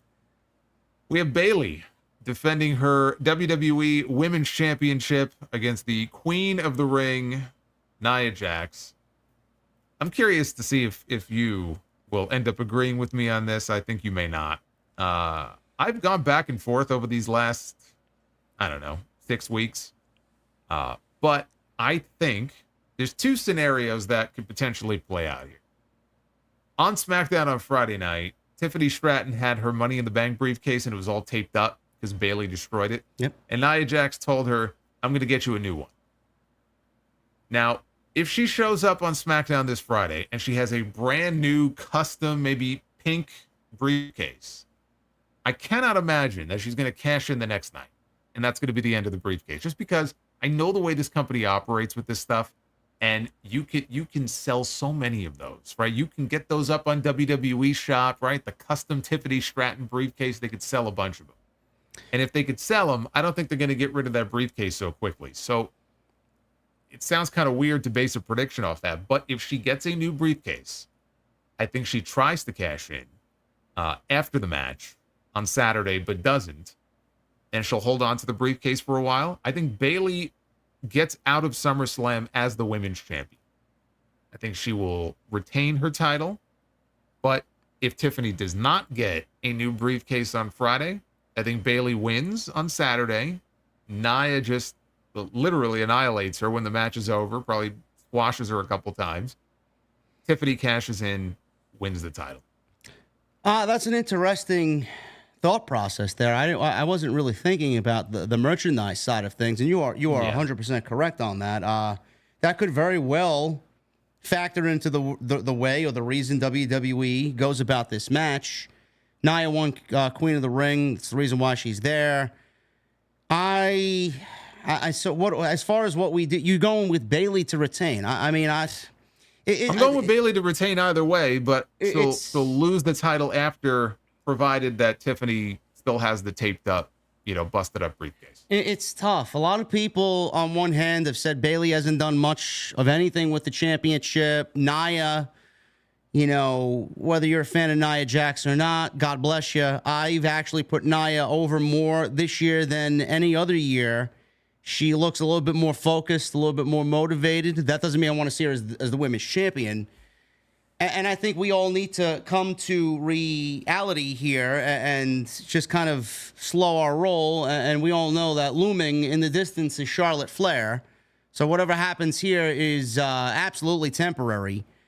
I would probably say Bayley retains. There's no reason to put the belt on Nia only to take it off her so quickly. I think that would diminish her as a force. I'd say Bayley retains for sure. Yeah. But yeah, that's going to be interesting to see on Friday if she does get a new briefcase. I didn't think that's what I'm going to be watching, because I expected her to have a custom briefcase weeks ago, and when I heard Nia say that in that backstage segment on Friday, I said, "Oh, okay. If they really kind of bust out a really good looking custom briefcase for her, and maybe it's bedazzled or something, how do you not sell those? It's like this company's all about selling shit, and they're all about they merchandise everything." So I think if that happens, I think that could play into the idea that, okay, she's going to hold on to it for a little while longer. She might try to cash in, but, pulls back and doesn't actually cash in. And then she hangs on to it for a little while longer. And yeah, Charlotte, I'm expecting Charlotte back probably in the next couple of months. But you don't necessarily need Nia to be the champion to do Queen against Queen. No. The whole Queen against Queen thing kind of writes itself, but it doesn't need to be for the championship. How does Bayley retain? Does Tiffany get involved and accidentally do something to cost Nia the match after their partnership there? Yes. I think that she will maybe tease a cash in, and her lurking and her getting involved in that way is probably going to inadvertently cost Nia the match. Okay, I can see it. Yeah. It's probably the weakest of the championship matches that we're getting on Saturday. Not a lot going into it, but they got that Tiffany Stratton factor that is going to be interesting to keep an eye on. Speaking of championships, we have Logan Paul defending the United States title against LA Knight. I know, I think many of us are hoping for an LA Knight win. Yeah. I don't believe we're going to get one. And I think that I'm going with Logan Paul to retain. Yeah, you've pretty much planted your flag in the Logan Paul narrative for the last couple of weeks now. I got to respect it. I am very much in favor of LA Knight winning, but I gotta look at your take on this, and what you said a couple of weeks back has really stuck with me. Do we really see Logan Paul losing again after he's lost? He lost to LA Knight in that qualifying match. He is not going to lose a second time in a row, right? I mean, that's third time in a row. Who's the one before? Cody. He lost to Cody. That's right. Yeah, 3 times in a row. That's a very difficult thing to go out there and really say is going to happen, man. What you said stuck with me for sure. And I think also there's a chance we may have Jake Paul get involved and factor into the finish. Well, that's a new wrinkle. I don't know what he's doing. I mean, I think WWE's kind of wanted both of them on screen for a while now, so I could absolutely see that happen. And we need, if this is going to happen again, we need something to happen outside of the typical shit that we've seen. One of his goons come in with brass knuckles, or a fluky pin, a cheap pin, a leverage pin. It's got to be something a little bit more substantial to say, hey, man, LA Knight deserves another rematch. We do it in Berlin, and he wins it there. But then I get to that point, and I'm saying, do we really want him to win the title in Berlin and then not in the United States in front of 50,000 people? I mean, it doesn't really compute with me, I mean, I think you're going to have a hot crowd in Berlin. Yeah. I mean, if these international crowds are any indication. It is kind of funny, though, if he wins the U.S. title in Germany. I know. It doesn't actually win it in the U.S. Not that he has to, but... Yeah, I mean, look, he absolutely should win that title. And I think when this ultimately is done, whether it's Saturday or if they drag it out another month, he is going to end up winning the U.S. title. I think in the end, we both expect that he'll have that championship. And it's long overdue. I mean, he has stayed over at a high level, even though if you think about it, what have they done with him this year? Think about the 2024 that he has had, right? 2023 was like a breakout year for him. What has he done in 2024? I was in Tampa at the Royal Rumble this year. He was in a WWE title 4-way match. And it still feels like he's done nothing this year. And yet he comes out, and when they hit his music, people go nuts. So he has managed to maintain his popularity because he's the real deal, right? He may not be the flashiest guy in the ring. He's not the best wrestler that they have. That's one of the big knocks on him. But all the people who thought he'd be a flash in the pan, and I don't get all the hype for him, he's not going to be over in 6 months, right? I heard that online also last year. It's not going to last. Well, they've done fuck all with him this year. And guess what? He's as over now, if not more. So I think it's long past due time for him to get a championship, just because what the hell else do you do with him? I mean, we were talking about Rikishi last week, complaining about how Jey Uso, why don't they put a title on Jey Uso? At least Jey Uso, he's super over too, but he's in main events almost every week. Like he's in the mix, like he's doing stuff. LA Knight just feels like, for the most part this year, they just haven't really had anything solid for him. Certainly not since WrestleMania. And if he doesn't win the U.S. title at the end of all this, he's not going to win the WWE title. What do you do with him? Yeah. He's got to win it. Yeah, I mean, like you said, everything's been like, this is just one of many instances where someone like LA Knight, in this case, isn't just in a holding pattern. We talked about Jey Uso being in a holding pattern until they move him onto the Bloodline. This, LA Knight, like, it's ever since that feud with AJ Styles, which there wasn't really a lot of story going into that. It was fun, but coming out of WrestleMania, he has had fuck all to do. I'm looking forward to seeing what they produce here together. And we all know Logan Paul is great. The thing with Logan Paul is he's had bangers against Seth. He's had bangers against Cody, Roman. How do you feel like this match is going to kind of work itself out? I mean, I know Logan Paul, his quality work has been, a focus of a lot of people. Do you think he's going to have just as good of a match with LA Knight here? Like you said, LA Knight's not the greatest, flashiest pro wrestler on the roster, but how do you think they're going to mesh together on Saturday night? I don't know. It's 50-50 right now, because there could be a styles clash between them. I don't think this is going to be as good as some of the best matches that Logan Paul has had. Now, he's been in there with Rey Mysterio and Ricochet, guys like Ricochet. It's not going to be, I don't think it's going to be as good of a match as what we've seen him have with those people in the past. But I don't think it's going to be a bad match. I just think it's more about the personalities here. Yeah. That's how I look at it. This time, it's not so much about, oh, can they have a 5-star match? It's about the personalities involved. You know, when I thought maybe they would feud going into WrestleMania and have a U.S. title match there, I was looking forward to the promos between them. I thought on the mic, that's really where those two would shine, and, you know, throwing insults back and forth. Once you get to the match, to me, it almost doesn't matter. As long as they have a decent match and you have, you know, whatever the finish is going to be. Again, I don't think he's going to win the title here, but that's the ultimate payoff. With these two, it's more about their promos and personalities. So if they can just go out there and have a good match, then I think that's pretty much all you can ask for, because I don't think it's going to be the kind of match that Logan Paul has had with, you know, almost everybody else he's been in the ring with so far. It'll be one of those matches that actually makes you appreciate Logan Paul more than people already do now. Another layer to how good he is. He's worked all these different styles. He's worked Roman style. He's worked Cody style. He's worked Ricochet style. He could work LA Knight style. I mean, he's got the full spectrum of everybody in WWE. So I think he's great. I think he's fucking unbelievable. But, you know, him as champion, shit's got to go. Third title defense in ridiculous. 9 months. I mean, that's something. Roman who? Yeah. And think about it. Like, for a while there, they were both on the same brand.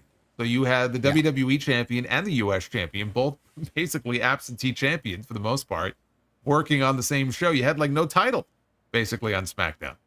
It's just ridiculous. Speaking of titles, we have one more women's championship match. Liv Morgan is defending her women's world title against the former champion Rhea Ripley as the world turns with Dominic Mysterio. That's really what this story is all about. Dominic will be involved in some way. He will, whether he comes out late in the match or if he comes out with Rhea maybe and he's there ringside for the entirety of the match, he will be involved, and I am sure that he will factor into the match in a major way. I'll give you my prediction first, and I think I've said it already before. I don't think that Rhea Ripley is walking out as the champion. Yeah. There's just no need to put the belt on her in the first match. You know, this is not going to be the end of it. This is just going to be the next step in a longer feud that I honestly don't know that this will pay off until Bad Blood. I think they could keep it going for a couple more months.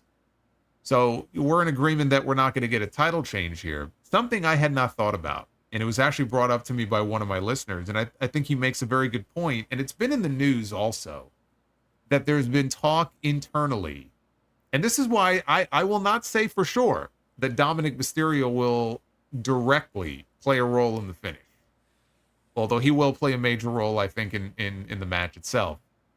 But there's been talk internally about Raquel Rodriguez, and apparently she may be on her way back very soon. You know, she's been dealing with, you know, a health issue, flared up, and she's been gone, I think, since Elimination Chamber. She came back for that one show, and then she's been gone ever since. She may be on her way back. And I hear that, and I think to myself, well, that's interesting, because she and Liv Morgan were former tag team champions together, and her and Rhea Ripley have been friends, and they've been enemies. So they have a history together as well. Could we be in for a situation here where we get the Mercedes and Camille thing, where she makes her return, but as a bodyguard for Liv Morgan, and she helps Liv retain the title? Because everyone's talking about Rhea like, oh my God, right? Liv's going to die. She's going to murder this woman at SummerSlam. Well, maybe not. If she's got some muscle backing her up and somebody who has a bone to pick with Rhea Ripley. Storyline-wise, it would kind of make sense, would it not? It would, because we have to, even though we're not through Saturday yet, we have to think about what happens at Berlin. We're not going to run this match again at Berlin and do another fuck finish there only to go to Bad Blood. There's got to be a stopgap in between. If Rhea and Raquel is the reason why this all comes about, you could do Rhea versus Raquel at Bash in Berlin. I was even thinking before you brought that up, which I like that idea a lot better than what I was thinking. I was saying if Dominic is going to end up stabbing Rhea in the back, Dominic aligns herself with Liv. We get a mixed tag team match. Dominic and Liv versus Rhea and Jey Uso potentially at Bash in Berlin. But I like the Raquel Rodriguez thing a lot better because not only that and the history between Liv and Raquel and then Raquel and Rhea, I feel like she could absolutely use a heel turn. There's something that needs to change there with Raquel. She's been utterly boring for the majority of her main roster run. Very smiley, just very vanilla. She goes and turns and becomes a heel, I think that would be a great presentation for her. I like that idea. I really do. But I'm still in the camp of Dominic turning for some reason. I think with what Rhea posted on social media and then after last week where Dominic was just very expressive about how he's staying with mommy and she licked his face and she accepted the rose just very willingly. I just feel like something's going to happen that is going to break a lot of people's hearts on Saturday. And I know we saw Liv burning pictures and T-shirts yesterday in this fucking Fatal Attraction-like promo, but I just can't get past Dominic not turning on Saturday. There's just something about it that just really kind of makes me feel like it's going to happen on Saturday. I feel like we need something major here. Yeah, I mean the Raquel thing would be something, but I've gone back and forth on that as far as does Dominic just do the betrayal, the flat out betrayal, or do you do something, let's say with Raquel, but as far as Dominic's role in the match, there may be a point in the match where he means to help Rhea and, inadvertently ends up helping Liv. And we're left to wonder, did he mean to do that or did he not mean to do that? And they keep us guessing for just a little bit longer. I almost feel like the Raquel thing would buy them a little more time before they expose what Dominic's real kind of intentions are here. Because it does feel like they're laying it on a little thick. Like last week, Liv, doing the fake crying after Dominic was, berating her. So it does feel like they may be setting up for a major betrayal here.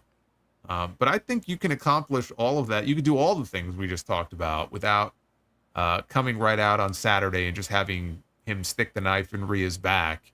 You could probably hold off on that for a little bit longer, but he does something that, is like an accident and accidentally, helps cost her the match. I don't know if you saw, I know some people raised it as a concern or brought it to my attention last night during my stream. I don't know if it was on the picture that Liv threw into the fire or if it was a picture hanging in the Judgment Day's clubhouse. But all of the members of the Judgment Day had X's through them except Finn Balor. I don't know if you had that same thing raised to you as well. No, all the Judgment Day members had X's through their faces except for Finn Balor. Well, I did bring up last week. I said, look, he had that hotel key card. Yeah. And then you pointed out that segment last week in the hallway when he sent Dominic one way. And he looked the other way. The other. Yeah, and he may have gone the same way that Liv went. So, yeah, there could be something going on there with him, too. But I have him factored into the, which I guess we'll talk about now, the next match, which is Damian Priest defending the World Heavyweight Championship against Gunther, the King of the Ring. That pre-tape promo they aired last night with Priest, I thought that wasn't in front of a live crowd, but I thought that was the best promo that Damian Priest has cut since he won that title. I thought that was a great promo last night where it was just him in the back looking into the camera, talking about his upbringing and talking about, you call me street trash and I take that as, I'm a Puerto Rican badass and you're coming to my neighborhood. And I just thought it was a really good promo. And if we can get more stuff like that, or if we had the chance to, because I think his run is coming to an end, but if we had the chance to get more promos like that live, like in front of the crowd, I would have felt a little bit better about this run, because I feel like in the ring he's done very well, and it really was only maybe in the last few weeks that he started to feel a little more comfortable maybe in these promos on the microphone to me. They've tried with these two the last couple of weeks, the pull apart brawls, Gunther making it, very personal and calling him, street garbage and really insulting him on like a deeply personal level, which I think has added something to the match that it was missing. But I don't think it changes the outcome here. I've gone back and forth. Does it happen Saturday? Do they wait until Berlin? I think Gunther is going to win the World Heavyweight Championship on Saturday. And I think he'll go into Bash in Berlin as the defending champion. And I think Finn Balor is, absolutely going to play a role in whatever happens here at the end of this match that leads to Priest losing the title. Now, is that something that happens directly coming out of Monday Night Raw because Priest showed up at the end of the Gunther Balor match when Balor already told him beforehand, don't show up, I got this no matter what, and Priest ended up showing up anyway? Not necessarily because of that, because he said, I don't want your help during the match. At that point, the match was over. Yeah. So I don't know that he would be upset about that. I think, though, that he would be upset with Gunther. And so, because Gunther was taking liberties with him and he was, embarrassing him when the match was over and trying to choke him out. And so, again, it may not be a case where he comes out and just costs Priest the title on purpose, but it could be a case where Priest is like, look, remember what I said? I'm going to go it alone. I got to do this on my own. I don't want to see anybody out there. I don't need your help. And Balor comes out anyway because he has beef with Gunther after what he did to him on Raw Monday night. Him getting involved in whatever way he gets involved, it could just be a simple distraction, like, what are you doing here? But him coming out, I think, is what is ultimately going to lead to his downfall. And then he would blame Balor, for his title loss. And then you can kind of move that story to whatever the next chapter is going to be. I would be very surprised, though, if we don't see Finn Balor make an appearance here in some way. Do you feel like Balor needs a reason to show up in this match outside of just the norm of what we would see with Priest and Gunther? Because Gunther doesn't really cheat. He's not the type of guy that's going to go in there and cheat. Do we see potentially Kaiser show up maybe and make a return at SummerSlam, and then maybe that prompts Balor to come out there and kind of even the odds? Or is that just kind of off limits there? No, I don't think it's off limits. I think that's possible. I mean, again, we haven't seen Kaiser with Gunther for a while. Yeah. I mean, he's been hurt recently, but they're still together. They're still, Imperium is still a thing. So I could see that. I could see that being the catalyst for him coming out. I don't think you need it to be, though. I think just based on what I said here, just based on what happened on Raw last night. Maybe Gunther in a pre-match promo makes a comment, or maybe even during the match. He's not cheating, but I don't know. He's doing something, gloating. He's got that stupid smirk on his face. Maybe he's, taking it too far in some way. Whatever it is, I don't think that you need Kaiser to be the reason to get Balor out there. I think he may just lose his cool and decide to come out anyway. Just based on what Gunther did to him on Raw Monday night. He can't help himself. Yeah, but I would just be surprised if he doesn't show up. I've kind of gone back and forth on this. I was so set on Gunther, and then I kind of was maybe split 50-50 here with Gunther and Priest. Gunther absolutely was my choice in the first half, and now I'm thinking maybe they just wait and crown him at Bash in Berlin, and we get this match again happening there 4 weeks later. I don't really know. I mean, you could swing it either way. We could get the rematch with Gunther walking into Berlin as champion and just do the match with Priest there with him as champion because of what Balor does here. I don't know, but I think it's pretty certain that Priest is not going to escape August as champion. Either way, whether he wins or not the title on Saturday, do you think that match in Berlin is a triple threat? Ends up being a three-way with Balor involved? That would mean Priest is kicked out of Judgment Day. No? Why? I guess. Not necessarily. No? Why does it have to mean that he's kicked out of Judgment Day? Balor would get a championship match at Bash in Berlin against Gunther and Priest for what reason? If Balor has heat with Gunther, yeah, going back, let's say, to what happened on Raw last night, and then whatever may happen at SummerSlam, if there's heat there involving Balor and Gunther, why does it have to be a case where that means that Priest is out of the Judgment Day? It could just be that Balor is, he's got an issue with Gunther and he's fed up with being on the outside looking in, and he wants to be a part of this because he's got, an issue to take care of as well. So he and Priest may not be on the best of terms, but I think you can have two members of the Judgment Day who are at odds with each other, and Gunther's like, look, I'll defend my title against both of you. I could see it. May the best man win. I could see it. Right? I mean, what else? Realistically, what else has Balor as tag team champion got to do on Monday Night Raw? You might as well fucking do that if that's the case. Yeah, I mean, and then you could always, coming out of the match in Berlin, basically Balor and Priest end up sort of costing each other, and Gunther either wins the title or retains. But then coming out of that match, if you want to do like the hard turn, where one of them leaves or gets kicked out, then you can do that. Yeah, it's funny. Have you thought about anything in regards to when Damian Priest eventually just kind of moves on from the Judgment Day? Obviously, he's been teasing a babyface run. He's been showing his babyface tendencies. You know, our guy Ibu on Twitter from Wrestle Purists, he actually put up a post, and I read it today before the stream, and he made a very good creative move as far as what Priest could potentially do after life after the Judgment Day, and he said, you know, Priest and the LWO could be a very good partnership because obviously at that point, I think we would all see Rhea and Dom split. Rhea would be her own babyface. Priest would be his own babyface. And then obviously Rey has had his problems with Dominic. Could you see Damian Priest joining the LWO and maybe kind of aligning with Rey Mysterio to kind of end the Judgment Day and end Dominic? Or does he stand on his own? I don't know that he needs to just trade one group in for another. He could forge an alliance with them, but I don't know. I don't know that that's necessary.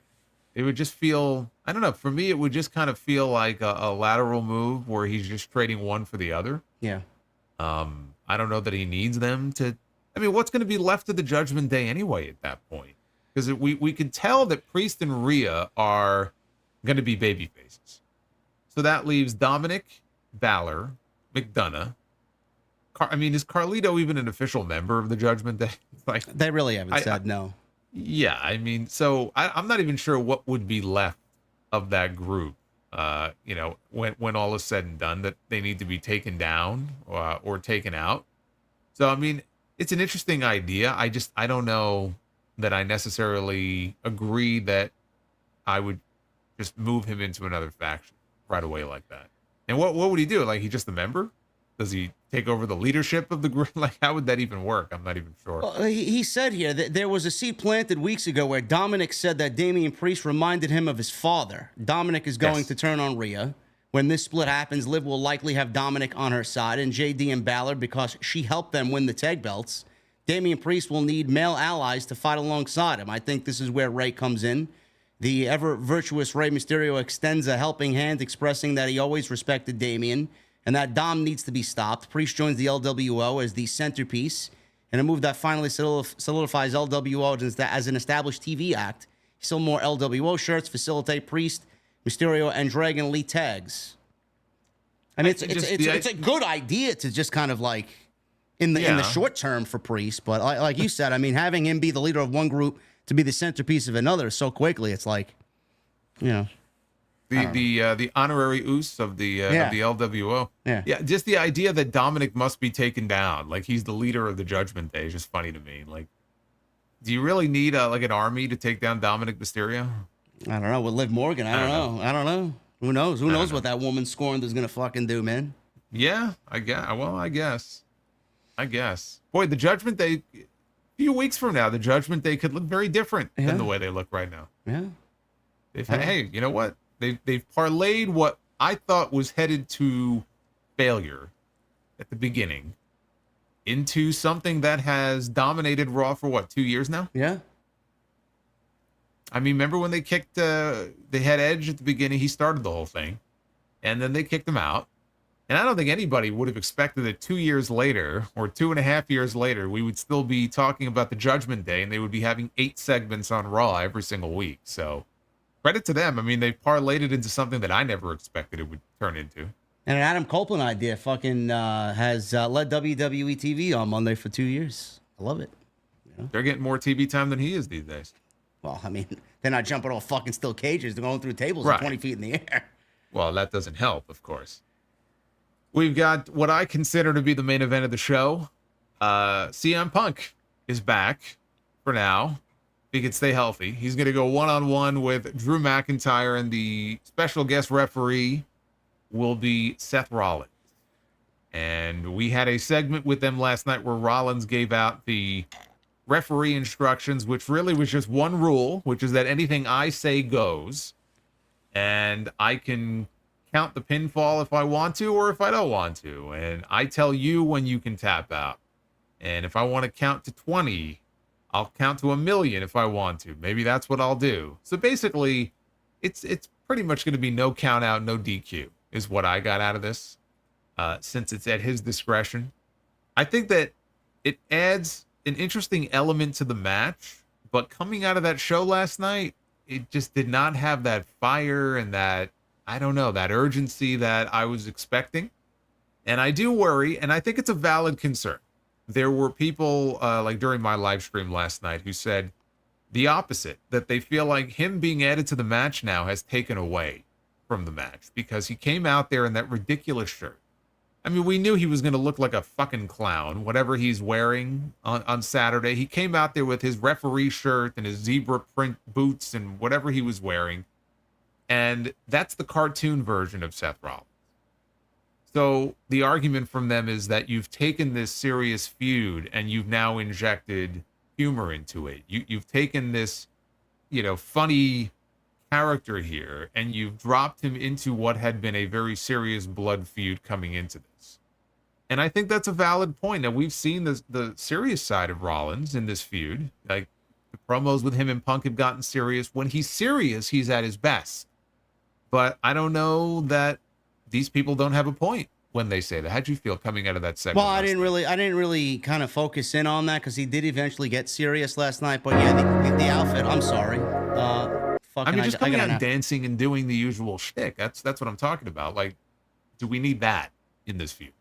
Yeah, if you guys hear something that played very loudly, I had a website open because I was going to read a Punk quote from ESPN today. But yeah, I didn't really call that out last night because he did, like I said, he did eventually get serious. But the outfit was as unserious as anything he's done so far. And he looked like fucking that pirate shirt episode of Jerry Seinfeld. He had the puffy shirt on. The puffy shirt, yeah. He was wearing the puffy shirt. He was wearing the puffy shirt, and he just looked very ridiculous last night. I'm not going to really sit here and say it's going to take away from the match.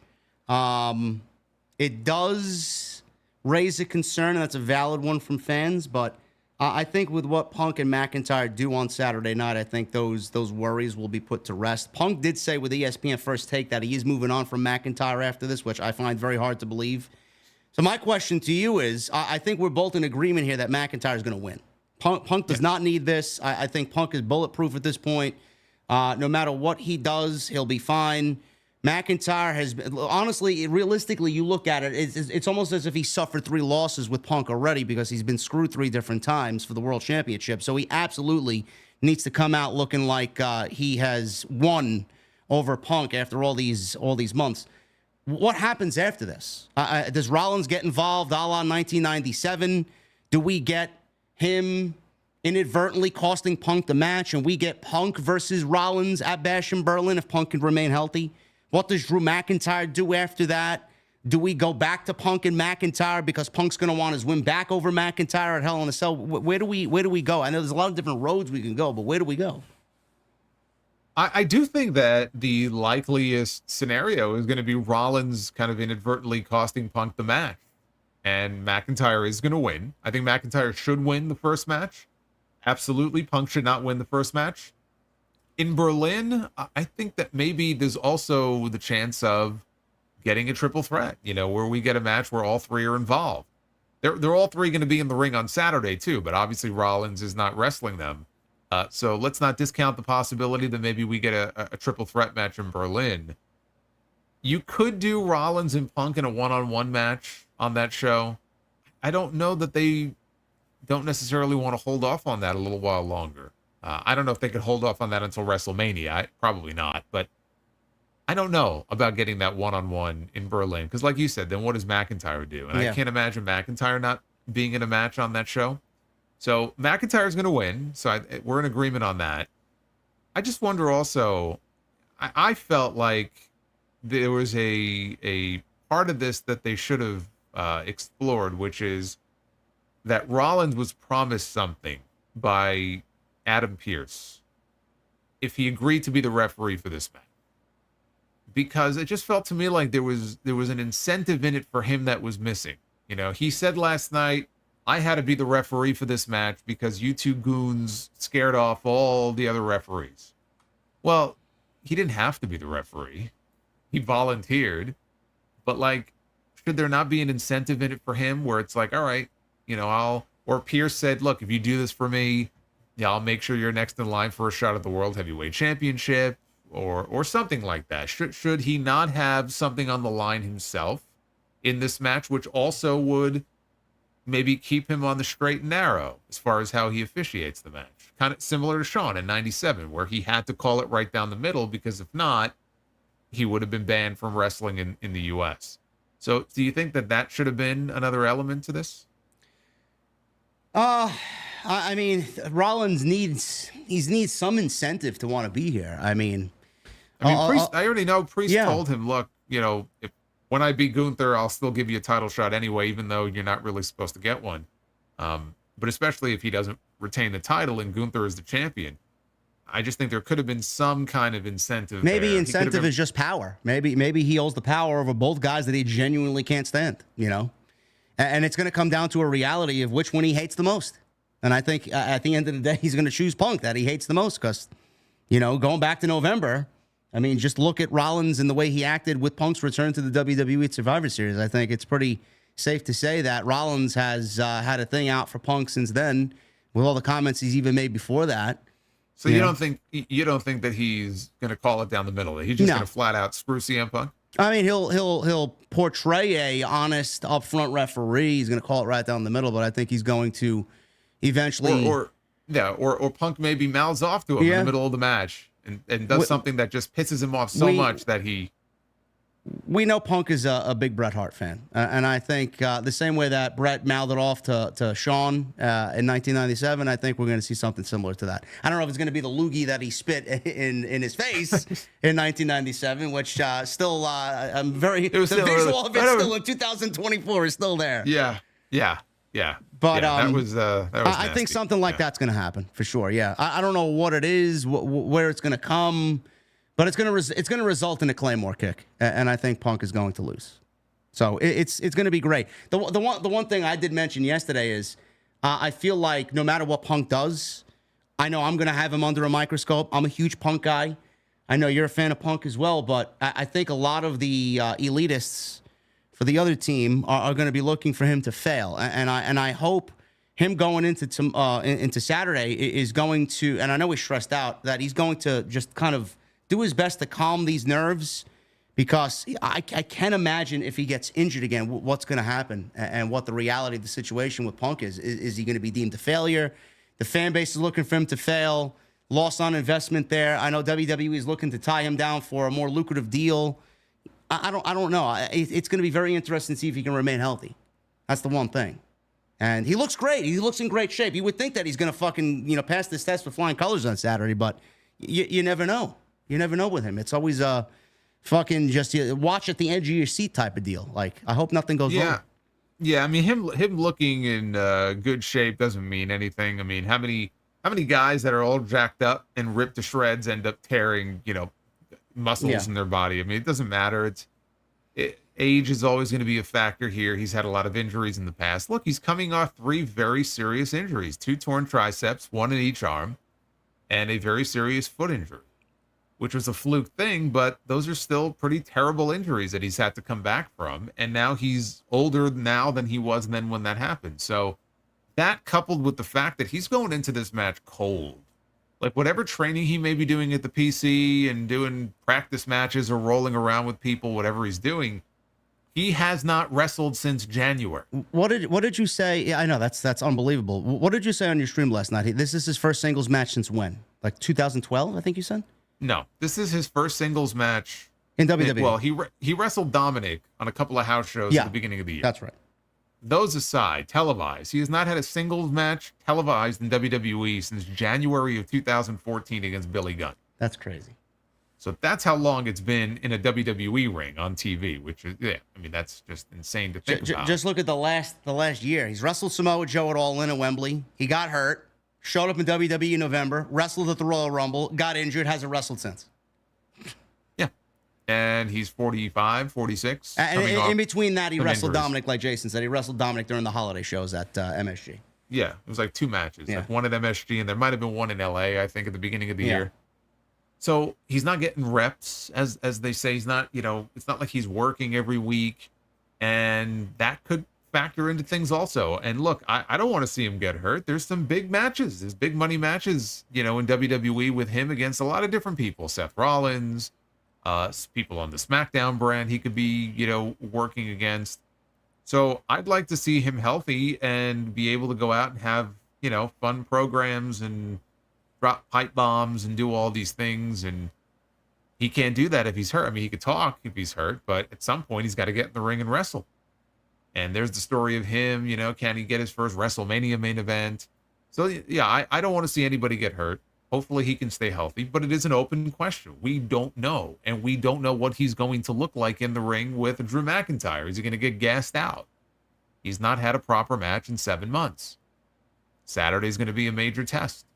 But I still feel like part of the play here with Rollins being involved, it does take some of the attention away from Punk, or it's not just about the match anymore. It's not about what kind of great match he can have. It's Rollins is the wild card here. That's the story of the match. And maybe that helps Punk, if he can't go at 100%. But yeah, I think we're pretty much in agreement that McIntyre is going to win. He should win. And where it goes is going to be very interesting, but it all depends on how Punk comes out of this match. It's the one match I'm looking forward to. We know with him as the referee, some fuckery is going to happen, and I'm here for it.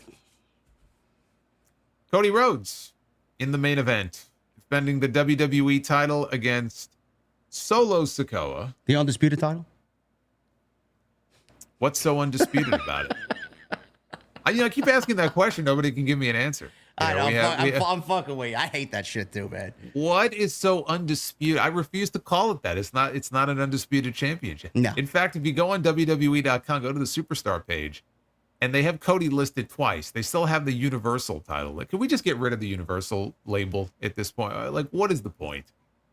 Just end the lineage. Like, the Universal title is done. It's the WWE title. That's it. We don't need the Universal. We don't need it to ever be brought back. We have the gold belt. It's the WWE title. Why are they even keeping that lineage? Doesn't make any sense. I don't know. I'm looking at WWE.com right now. It says undisputed WWE champion Cody Rhodes or Solo Sikoa. Yeah, but they have him listed twice, right? Up top. Yeah. 2 pictures of it's stupid. So anyway, he's defending the WWE title against Solo Sikoa, Roman Reigns Jr. here representing the Bloodline. I imagine that this is going to close the show for one reason and one reason only. And that is the return of Roman Reigns, which I'm sure both of us expect it. It is not a guarantee. No. I would be shocked if it doesn't happen. But it is not a guarantee that Roman Reigns is going to be back. No one has said that Roman Reigns is coming back. WWE has not outright, advertised him for the show. This is just fans who are using their common sense, their imagination, and they are booking all kinds of scenarios in their head as to what Roman Reigns could do when he shows up, or when is he going to show up? Is he going to get physical? Is it just going to be a stare down? Is it going to happen during the match? Is it after the match? And I'm not even sure the answer to that, but I am going with Cody Rhodes. I do not think Solo Sikoa is winning the WWE title. I hope not. You know what? I have to say this. I didn't realize it at first when I talked about Rikishi before. I was talking about Rikishi being upset about Jey Uso and his treatment and his booking in WWE and the bloodline being held down and all that stuff. And it just didn't even hit me. Like, he's got a son in the main event on Saturday challenging for the WWE champion. I can just picture Solo like, what about me? What about me, Dad? In the main event. Man. I didn't think of that either. That's a good point. Poor Solo. Like, yeah, he's complaining about all this stuff. And I'm like, fucking Solo Sikoa is his son. He's in the main event on Saturday. You would never even know he exists. That's terrible. Yeah, he's not going to win the title. I was thinking about like how this might go. We know Randy Orton got taken out and Kevin Owens got taken out. And Cody Rhodes made the comment that I'm going to have to go it alone. I don't know that we see Orton and Owens, but to tie it back to something you touched on earlier, there is Jey Uso who does not have a match on this show. And I'm wondering if there's a reason why he doesn't have a match on this show. Could it be a scenario where Cody he's by himself, right? He's outnumbered here. We know the Bloodline will be present in some way, if not just at ringside for the match.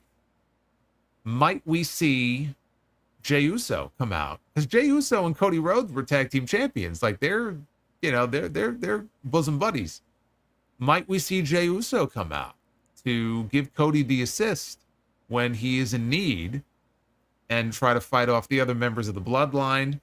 Maybe even Sami Zayn at that point comes out because he and Jey are friends.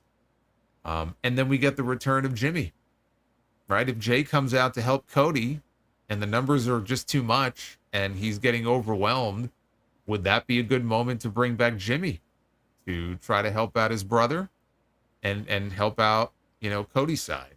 All of this happening after the match, correct? Well, no, that would happen. Well, no, I'm imagining that happens during the match, but in a way where, it's not a disqualification. Maybe the referee is bumped or something. Yeah. And then the Bloodline pounces on Cody and he's outnumbered 4-1. And here comes Jey Uso. And everything I just talked about plays out. But that would happen during the match. Could you see that happen? I could see that happening. It would be, don't you think it would be a little too similar to what happened at WrestleMania? I think you and I discussed last week where I know Cody has been just pummeled by the Bloodline and Randy and Kevin Owens as well. And I know that they needed to make Solo look strong. I think Cody needs to beat Solo clean. I know the chance of that happening is going to be fucking zero. Yeah, I mean it's slim. Yeah. I mean, look, he's outnumbered here. Like he's not going to fight off the Bloodline all by himself. It's not realistic. No.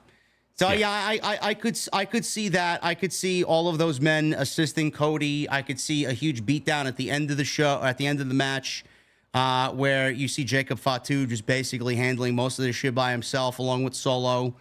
And then that ushers out Roman Reigns, and Roman Reigns is the only one that's going to be pushing Jacob Fatu around, going to be the only one pushing Solo around, and I think we get his return at the end of the match, which, I mean, would make Cody's win look insignificant, but whatever, man. Well, look, I mean, Cody's going to look insignificant no matter what. Yeah. I mean, once Roman comes back, all the attention and focus is going to be on him. There's really nothing you can do about that. Yeah.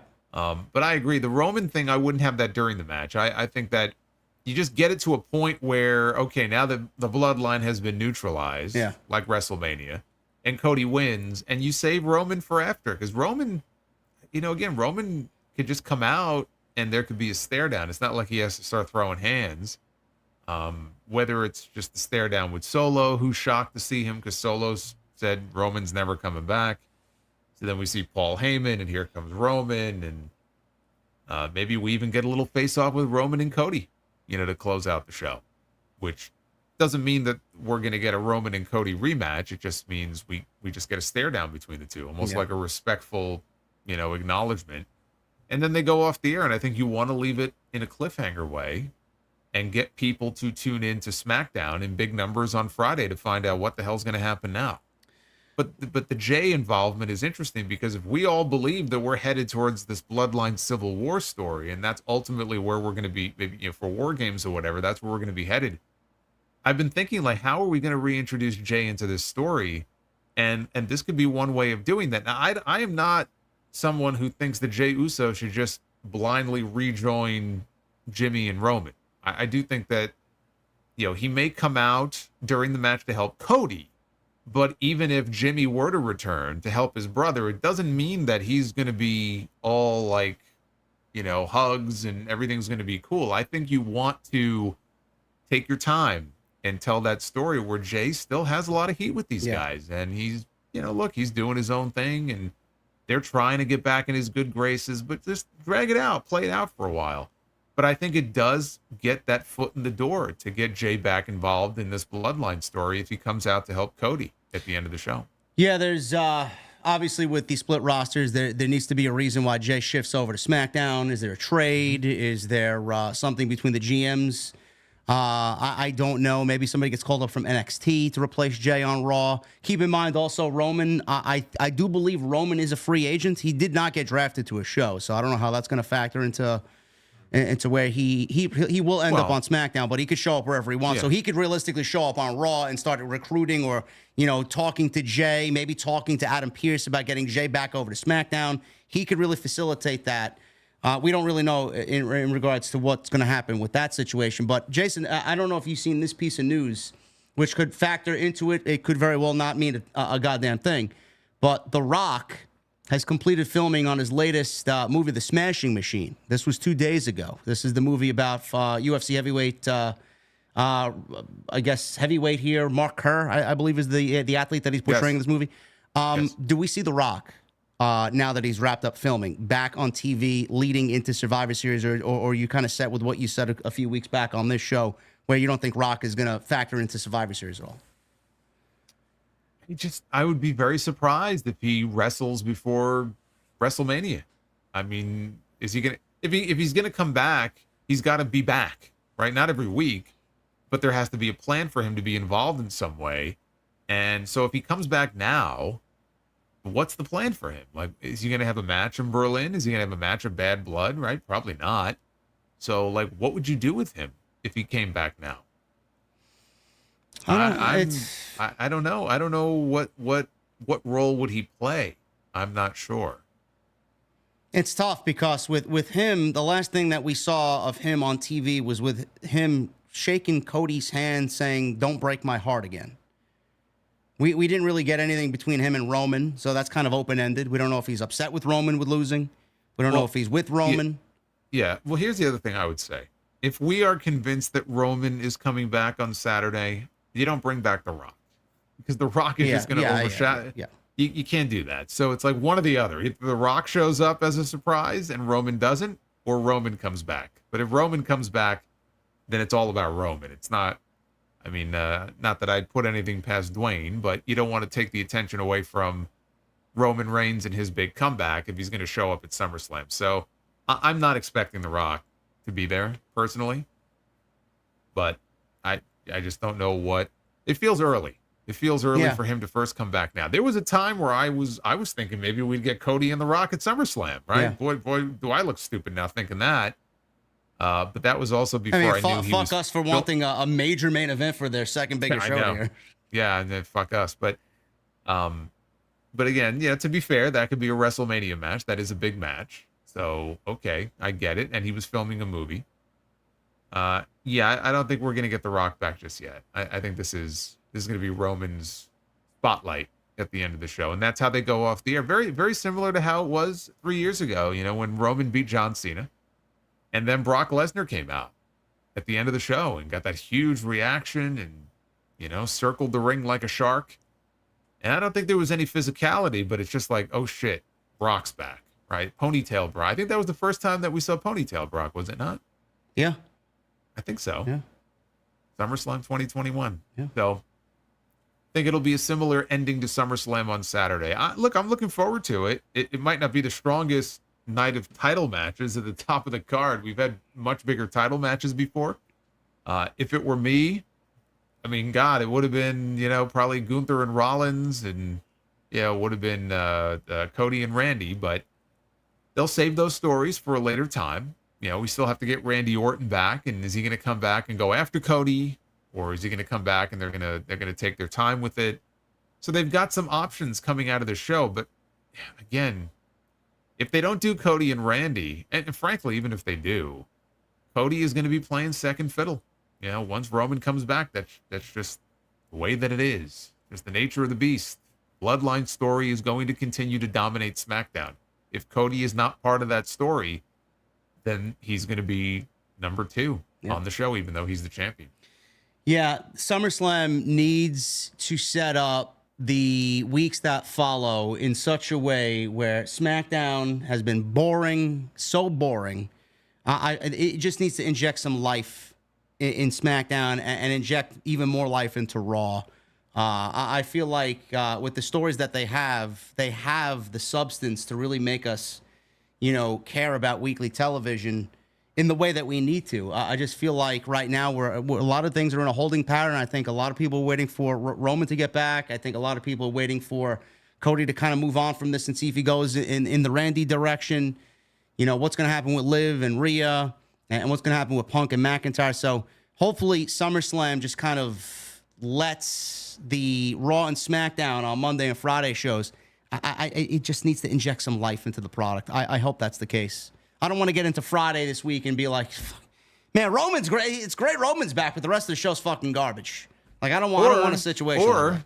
Or Roman comes back on Saturday and he ain't there next Friday. Boy, would that be bad. Imagine. Oh, my God. You know what? I can't imagine. That's the thing. I can't imagine. I mean, how many dates does he work? I mean, God bless him, man. I would love to know if there's like a cap on the number of dates that he works each year. So that's an amazing deal that he got. Are we looking at Roman, Jimmy, Jay, and Sammy? Is that what you're going with as far as OG Bloodline? If they when and if they tell that story to get all those guys back on the same page against Solo, Jacob Fatu, and the Tongans? Is that what you're looking for? Not necessarily. I think it definitely is a possibility, but I would not discount that when The Rock does come back, he's still with Roman until there's a proper turn. But that would also just be if they're building to Rock and Roman at 41. I don't know what they're going to do at 41. Do they do Rock and Roman, or do they do Rock and Cody next year in Vegas? I think in Vegas, big fight city, you would think they would want to do Rock and Roman. That would be the perfect setting for it. But I don't know. They're talking about maybe 42. I wouldn't mind it at 42. I think 42 makes... Listen, we've talked about this in nauseum. They wanted to do it at fucking 39, which would have made no sense. They just would have did it just to do it. And then they wanted to do it this year, and it would have made even less sense. Now they're talking WrestleMania 41, which I guess could make a little bit more sense than the previous 2 years. But 42, honestly, makes the most sense because I feel like they need to get The Rock and Cody out of the way first. Can't leave us off with that image in September and then not go back to it. That's the first thing that should come back for. Cody. He wants the WWE title. This guy, he begged Cody to hold the title. That's what he wants. He wants to be he wants to legitimately be the champion. I don't know. And would you put the title on him? No.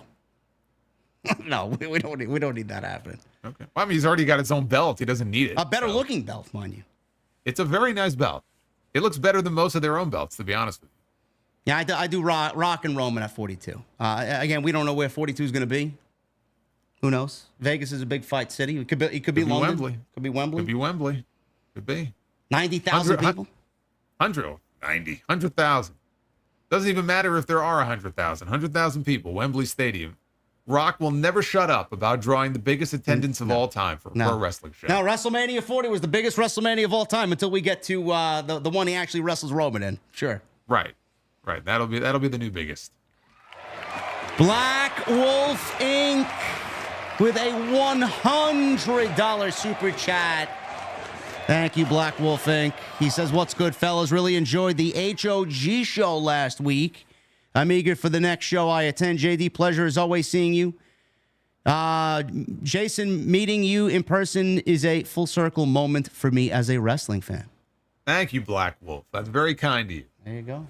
Thank you, Black Wolf. The next show is in Vegas. We're not going to be there. And then we will be in Chicago.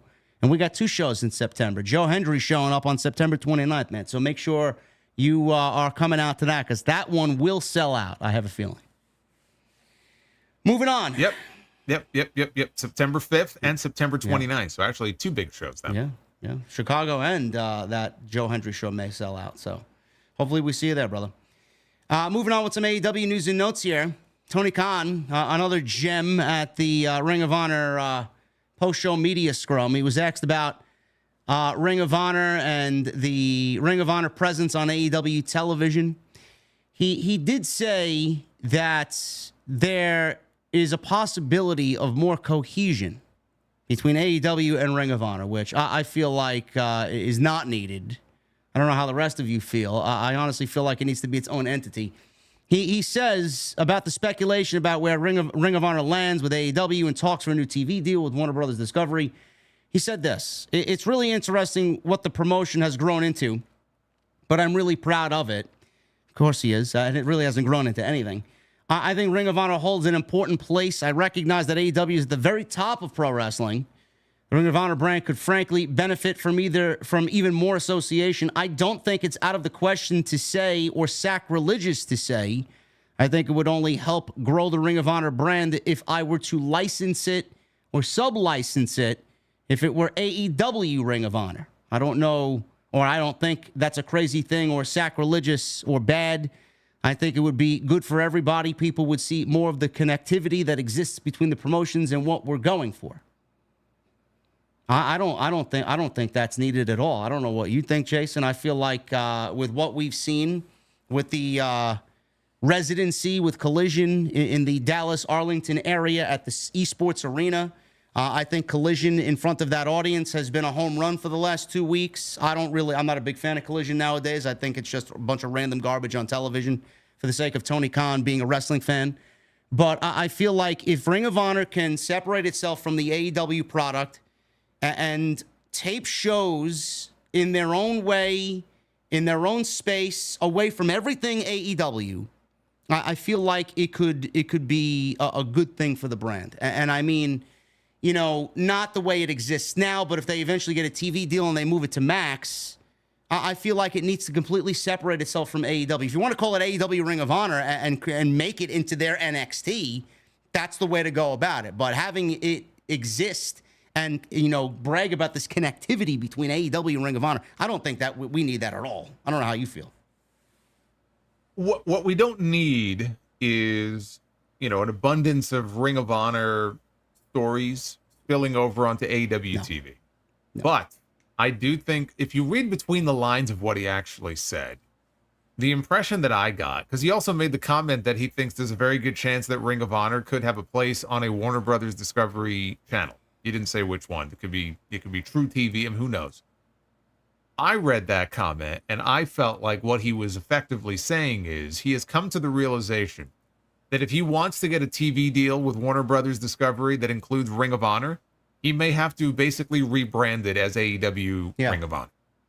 And so it's a necessary move. I think it's a smart move. It's not unlike what WWE does right now. If you look up NXT right now in the channel listings, what is it listed as? It's listed as WWE NXT. Yeah. So I think it's the same concept. And I think that if he feels like that's going to help the brand gain more visibility and could potentially end up on an actual TV channel and not just on, you know, Honor Club every week, then that's what he needs to do.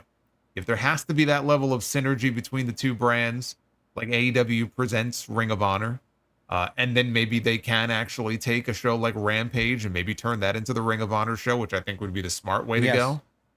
The only reason it hasn't happened so far is because Ring of Honor is not or has not been a desirable property for Warner Brothers Discovery. They don't give a shit about it.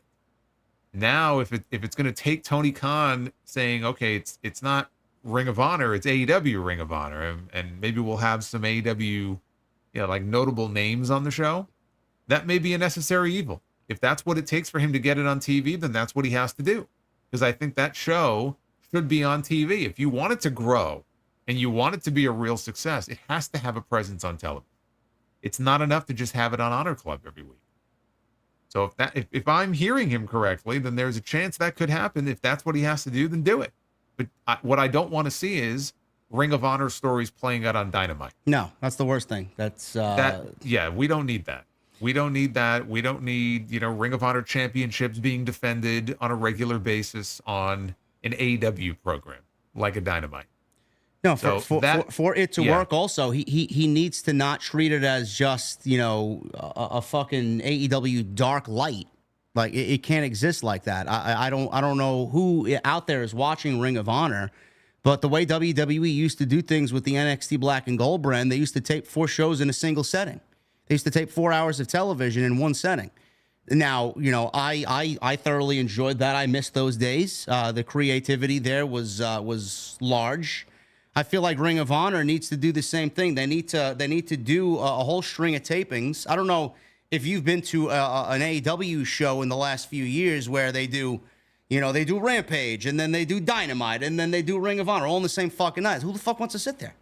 Like, who genuinely wants to sit there through that shit? They're talking about changing that. I hope so. They're talking about the idea of having more dedicated tapings where they can knock out a few different ROH shows in one night, as opposed to, taping matches before and after Dynamite and Collision. So I do think that's the correct move to make. Hopefully they will do that. I think that's the way to go. And then there just needs to be, other than the name, if they turn it into AEW ROH, there does need to be a separation between the two brands. It has to be, I think, distinctly its own thing. I think that having, even if it's just as a figurehead, authority figure of some kind, or legitimately someone like a Scott D'Amore, when he is free to do so, and if he's interested, letting him take on a creative role behind the scenes in Ring of Honor and letting it be distinctly its own thing, where Tony Khan doesn't have to have his hands all over it in the way that he does now. He's got enough on his plate with AEW. Not like he needs to be running Ring of Honor. If he can find someone capable and creative who he trusts and who has a great wrestling mind, that's why I thought of D'Amore, then I think that's a move he needs to make also. I'm in agreement with 100%, but we're really wishing upon a star on that one, man. Tony Khan, here you go, bro. It's Ring of Honor. Well, I mean, look, he's gonna. I think that's something he should do. I don't know if it's ego or he just doesn't trust other people to kind of handle his baby in the way that he wants them to. But there are people I'm sure that he can find who would do a fine job creatively with Ring of Honor, and can report to Tony Khan and can run storylines and ideas by him without him needing to be the main point person for everything that happens there.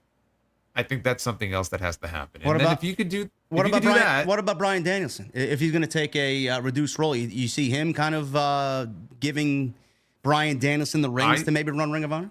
I think that would be a great idea, because we know that Danielson is going to be probably sticking around. I mean, his contract is up August 1st. Yeah.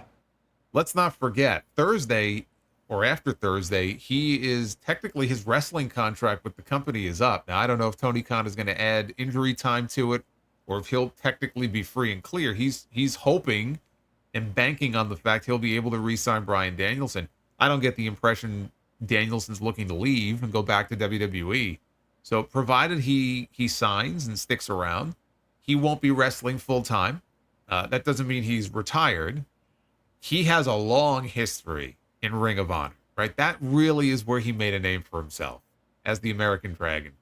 So I think the idea of Danielson kind of coming home and taking on, whether you want to call him the GM of Ring of Honor or the commissioner or whatever, and maybe behind the scenes as well. I don't know how much of a creative mind he would have for running the entire thing, but I'm sure he could play a role behind the scenes as well. I like that idea a lot. He doesn't have a track record of doing it, but I think that would be, a very smart move, especially given his history with that brand, to have him in some sort of leadership position for ROH. But that's the sort of thing he should be, hopefully he's thinking about, and that I think would help the brand out. Yeah, absolutely. I don't know what it's going to get, or what it's going to take, rather, for me to watch the show. If they make moves like that, maybe. But right now, we're not there yet. And Tony Khan's going to need to put a lot more effort into Ring of Honor if he wants it to succeed. Because right now, I don't know who is interested in watching weekly Ring of Honor television. Even though I heard some good things about the show on Friday, again, still not enough for me to watch. But speaking of Bryan Danielson, Jason did mention his contract is up August 1st. And this is a story this week, his physical status heading into All In. During a recent interview that aired on AEW's YouTube channel, Danielson said that Doc Sampson, AEW doctor, didn't want him to wrestle until All In, which is a great thing. Fightful Select sources tell Sean Ross Sapp that this isn't a work, as there had been heavy restrictions put on him by AEW doctors leading into the main event of All In. AEW sources confirmed to Fightful that Danielson was beat up, as I think everybody kind of expected. However, the plan has long been to get him in the main event of All In, although they prevented him from participating in some things that were originally planned along the way. I mean, I don't know why this is deemed as or looked at as a bad thing by some people. Danielson has been through the ringer. He's been injured more times than I care to count this year. And I would protect him at all costs. If this is your legit main event for All In, I don't know why you want him in any sort of physicality, bloodied, Blackpool Combat Club brawls, anarchy in the arena, blood and guts. I don't know why you would want him in any of that shit. One thing you focus on is the main event of All In. And Swerve wanted this, and you do everything to give Swerve what he needs. That's all I have to say there. Yeah, two things real quick. First of all, shout out to the Tribal Queen. She says we're only 190 likes away from 1,000, which is awesome. There you go. But is that true? There's a comment in the chat. The Big Show is the general manager of Ring of Honor? Yes. Is this? Oh, okay. I did not know that. And you wonder why I don't watch, man. Come on. Well, there you go. All right. Paul White is the GM of ROH. So there you go. I did see him come out at the end of the show. I saw the clip of him coming down to the ring at the very end of the pay-per-view on Friday, slowly, but he did come down to the ring. But I did not know he was officially the GM. So, yeah, I still think Bryan Danielson would probably be a better fit for that spot. As far as Danielson goes, it's the best thing next to wrapping him in bubble wrap between now and Wembley. It's what you need to do. You know, you can't run the risk of him getting hurt before the main event of your biggest show of the year, which he missed, by the way, last year because he was fucking hurt. So I think it's great for him not to get in the ring, whether that's a storyline excuse or he's legitimately hurt. I certainly hope not. I hope it's nothing serious. But there's no need for him to be in the ring before Wembley, right? Let him heal up. Let him be well rested. Let him be as close to 100% as he can be. And that way we can get the main event that we are all, I think, looking forward to with him and Swerve, who I'm sure are going to go out there and have a fantastic match. But it does beg the question of, if you're Tony Khan, does he want Bryan to get that one championship? Because he's never held a title in AEW before. Does he want him to get that title? It's this great Wembley moment. Is it worth it to take the title off Swerve and end what I think is a really strong run that he's been on just for that moment? And just to put the belt on Bryan Danielson and have him hold it for a few weeks or for a month? I don't think it is. I mean, it would be a great moment, but I am hoping that Swerve retains. Yeah. Because I think it's the right decision. And of course, he's got that ready-made match at some point after Wembley, whether it's All Out or Full Gear, with Hangman Page. Yeah. I don't think you end his run. Even though I will say, Darby Allin won the Royal Rampage on Friday, which means he gets the challenge for the AEW World title at Grand Slam in September. He won the Royal Rampage last year, too. Last year, though, it was for a shot at the TNT title at All Out, which he lost. So now he's going to get a world title match. We've never seen Bryan Danielson and Darby Allin before. We've seen Swerve and Darby, like, many times. So I don't know if that's indicative of anything. It's a little weird that he would win a world championship match at Grand Slam, given that he's challenging for the TNT title at Wembley. I don't know if that spoils anything. Whether it's for the title or not, I hope we get to see Danielson and Darby before he, ends this full-time run. But I don't know. What do you think? Do you think that's indicative of anything, or kind of lets you into what may happen in that main event at Wembley? I listen. I'm listening to you speak, and then I think, well, Tony Khan wants Bryan more than likely to go out on top as champion. Bryan, I firmly believe Bryan does not want to win the world championship. If you ask Bryan in a closed door setting, do you want to take the title off Swerve? He'd probably say no. Quick. Yeah, no. I don't think you take the title off Swerve. I think right now he's just starting to get into that groove as world champion, and he's had a really good month and a half. I don't know what Swerve does at All Out if he loses the championship at All In, because I honestly feel like we're looking at Swerve versus Hangman at All Out, and that's what I'm hoping for. And even then, I'm questioning, do we take the belt off Swerve there? Because what if Page loses? I mean, the whole reason why he's back is to take the belt off of Swerve. Do you just have him go into this fourth match and then lose? And then what happens to Hangman? Well, I mean, you could have Hangman win the title at All Out, and then it's Hangman defending against Darby at Grand Slam, and he wins, and then you come to Full Gear, and it's the 1-year anniversary of the Texas Death Match. Swerve gets his rematch at Full Gear and wins the belt back there. Well, Wrestle Dream is in Tacoma, Washington, so it might happen there. Or Wrestle Dream, that's true. That's Swerve's backyard. So We take And the that I belt. would- We take the belt off Swerve to put it back on Swerve, and MJF. He's alluded to Swerve now a couple of weeks in a row. So I mean, maybe they're setting up for that after he wins the belt back. I don't know. There's a lot of different ways they could go. I don't mind that. Like that I wouldn't mind, because if Hangman beat him for the belt, at least there's a story behind it. Yeah. As opposed to Danielson, it's like, let's just give him this special moment, in the main event at Wembley. So even if Hangman won it temporarily and then lost it a month or two later, like, I'd be okay with that. But I also wonder if they want to keep it going where Hangman just, he's never going to beat Swerve. Like, he's already lost to him twice. And they had that triple threat back at Revolution. And I think Hangman, he tapped out, I think on purpose, just to make sure Swerve didn't win that match. Yes. So he has never beaten Swerve. Do they keep it going where he loses to him again? He just can't beat this guy no matter what. It's interesting. I don't know. I mean, I don't even know what Paige is doing going into All In. I alluded that we may get Paige versus Jeff Jarrett. To be honest with you. Yeah, I think there's a good chance we may get that match. No, Jesse on Wednesday on my end was saying we may get Swerve versus Okada. I mean, why would we do that? Like Swerve against Okada? No, not Swerve. Hangman versus Okada. For the Continental? Yeah. Yeah, but he's not interested in the Continental. No. Like, what would be the point of that? There's no point. Unless the Bucks we'll find out, because they lost Blood and Guts on Wednesday, and they could blame Hangman for brawling off with Swerve. Where were you when we needed you? And somehow through that exchange, it leads to a challenge being made, and maybe he wrestles Okada. But again, though, I don't know. I mean, I know they wanted Kenny Omega. I'm sure the match they wanted at Wembley was Kenny Omega and Okada for the Continental title. And it sucks that we're not going to get it. It looks like we're not going to get it. So Okada has to defend the title against somebody.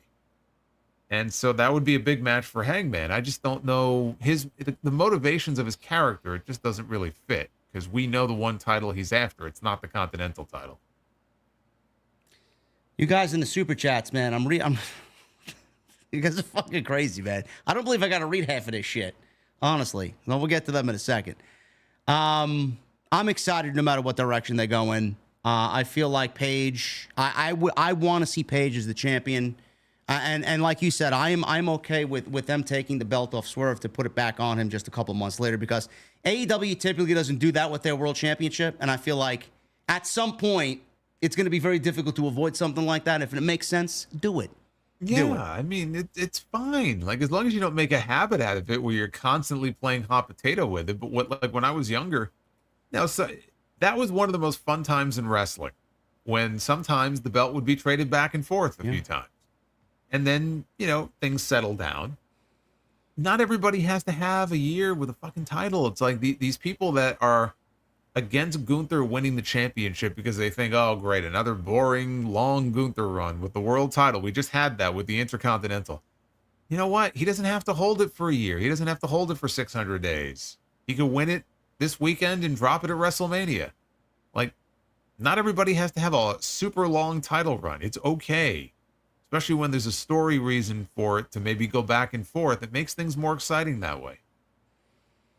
There doesn't seem to be a reason why Sammy Guevara is now on Ring of Honor and not on AEW TV. But fans are speculating, Jason, that it has to do a lot with Mercedes Mone. I don't know if you've seen this news. On the Observer Live, Brian Alvarez said he was told that Guevara being used in Ring of Honor has nothing to do with the situation from 2020.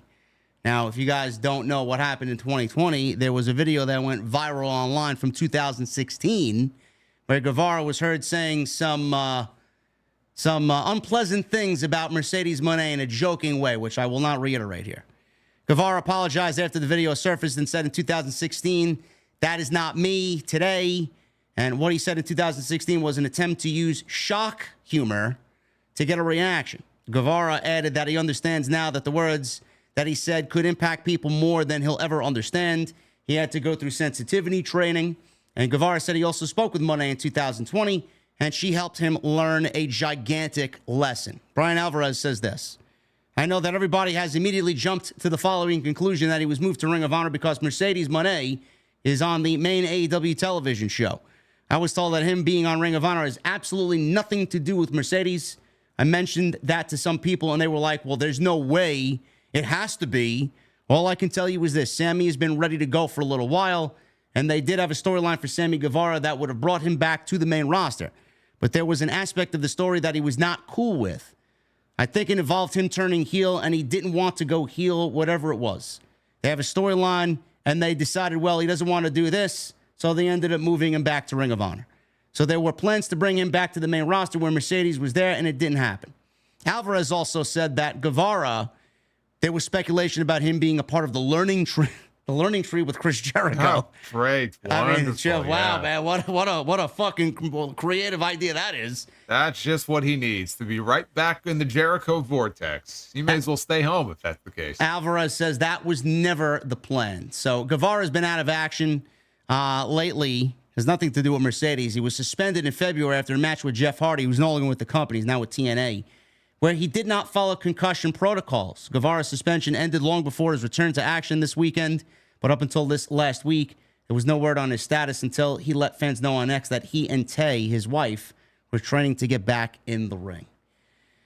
More of a nothing burger, it seems, Jason. A lot of fans speculate because of Mercedes and the things that Sammy said back in 2016, and they are now attributing that to him not wanting, or Tony not wanting to use Sammy on AEW television. It's almost very similar to what we talked about last week with MVP, and a lot of the fans kind of jumping to conclusions that MVP was alluding that Triple H was, racist, or there was racial undertones about why the Hurt Business wasn't being used. It seemingly looks like this is just another mere fabrication of the social media fans creating something that just isn't there.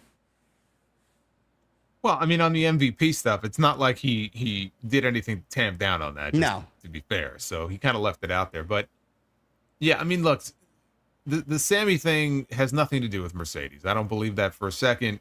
I think the report is that there was a creative idea pitched to him to come back. I love, by the way, in that report, I don't know who wrote that, but the idea, because you said it twice, the idea that he didn't come back to the main roster. Yeah. Like we have a developmental wing of AEW. Well, I mean, I guess they were alluding that Ring of Honor was like a developmental. That's the way it should be used, but no, it's not used like that currently. So no, yeah. Right. There's the AEW roster and there's the Ring of Honor. There's no main roster, but I guess the idea is that they wanted to bring him back as a heel, and he didn't want to come back as a heel. He wants to be a babyface, which may be tough because they made him a babyface before, and the people ended up booing him anyway. Yeah. So, but now he's been gone for a while, so I don't know. We'll see when he comes back if the people embrace him as a babyface. But him being in Ring of Honor right now, maybe for a little bit, coming back and getting his feet wet again and getting involved as a babyface, if that's what he wants to be, in a feud in Ring of Honor, I think is fine until they come up with something better for him to do. I'm not sure if you brought him back to AEW right now, what spot would he even be in? I certainly wouldn't want him associated with Jericho. I mean, that's just ridiculous. That was my next question to you, because I don't know if you feel the same way that I do. But he's not winning a world championship. He could certainly go for TNT. He's been there, done that already. International championship, continental title. I mean, Sammy's a very, very good pro wrestler. But maybe AEW, this current version of AEW, is outgrown, or he's outgrown, rather, AEW. Or vice versa. Does he even fit into the model of what Tony Khan is building for the future here anymore? I don't know. I mean, he's been involved in a few different things. Remember the issue with Eddie Kingston and the issue with Andrade, and then I don't know. I mean, there's been a few times where he's been a bit of a headache to Tony Khan. So maybe that soured Tony on him a little bit. Maybe he's a little gun shy to involve him in anything major. I guess we'll find out. But there's no apparent role for him right now going into Wembley on the AEW roster to slide right into. So Ring of Honor is probably a good place for him to start until they come up with something better for him to do. You mentioned Okada. There's a lot of new people on the AEW roster since we last saw him in the ring with Jeff Hardy. Jeff Hardy is not even in the company anymore. Yeah. Like, things have changed. And Okada is one of many new faces that they have there now. So there's new people for him to work with, either as a heel or a babyface. Once they come up with something for him, I think they'll ease him back in there. And yeah, maybe we'll see him competing for something like the Continental title or the International title before he tries to work his way back up. You know, we had the angle all those weeks ago with MJF and Daniel Garcia, and now we come to find out the reason they shot that is because Daniel Garcia's contract is either up or about to be up, and he may not come back. Like, he might, but he may not. There's a real possibility that, and the reason they did that angle that way is because that was their way of writing him off in case he doesn't come back. He could very well end up leaving AEW. Yeah, that was I had that written here too. That was part of the AEW news and notes here. Good on them. They were thinking ahead and they planned accordingly and they covered their bases. So if he does leave, I mean, MJF destroyed him. Good. Mm-hmm. So if he does come back, they got a shoe-in right there with an MJF and Danny Garcia feud. So good on them for covering their bases. I actually commend them for doing something like that because they actually put a thought process together. So Danny Garcia is not the only name here that potentially could be leaving the company. I know a lot of people are looking at Danny Garcia. If he does leave, he could be, another Ethan Page and Lexis King and go to NXT. Ricky Starks is also being talked about. You know, he's got a contract coming up. He could eventually go to WWE as well, which I'm sure he's going to land there eventually. But other names, Rey Fenix is a free agent. We talked about Penta, his brother, being a free agent. This weekend, it was reported that Rey Fenix is becoming a free agent. Fightful is reporting that those that they've spoken to say that AEW want to retain Fenix and Penta, and there were offers extended and contract talks. Fightful has not heard how those talks have went. Fenix, much like Penta, is expected to have interest from WWE, and both men have been with the company, AEW, that is, since 2019. Now, we talk about tag team divisions, Jason, in WWE, which right now is fucking just all over the place. It's not good. AEW, I could say the same thing. Right now, it's one of those things that they really kind of stamped their name to in the first couple of years of the company. This is where tag team wrestling is going to be reborn and thrive. I haven't felt that way in got to be almost 3 years now for AEW, and it's only gotten fucking worse. And then if they lose Phoenix and Penta, which is one of their more solid, well-known, popular tag teams, it's only going to be worse than where it is now. So if you're AEW, I think you almost need to keep them and want to retain them desperately for AEW. Yeah, and it really, when you think about it, it really is striking right now how bad the tag team divisions are in WWE and AEW. And that used to be the calling card for AEW, and now it's actually one of the black marks on AEW. You have the Young Bucks who won the tag team titles. I think it was back at Dynasty, and they haven't defended the titles once since then. Not a single time. It's like, what the hell happened to the tag team division in AEW? I think the trios stuff hasn't helped, because they have the trios titles, and it's not like those are lighting the world on fire either. So they kind of diverted their attention a little bit to the idea of the trio stuff. But like WWE and AEW right now, their tag team divisions are just kind of in shambles, to be perfectly honest with you. And WWE, the belief is that the Motor City Machine Guns may be going there. It's not confirmed, but that's the belief within wrestling.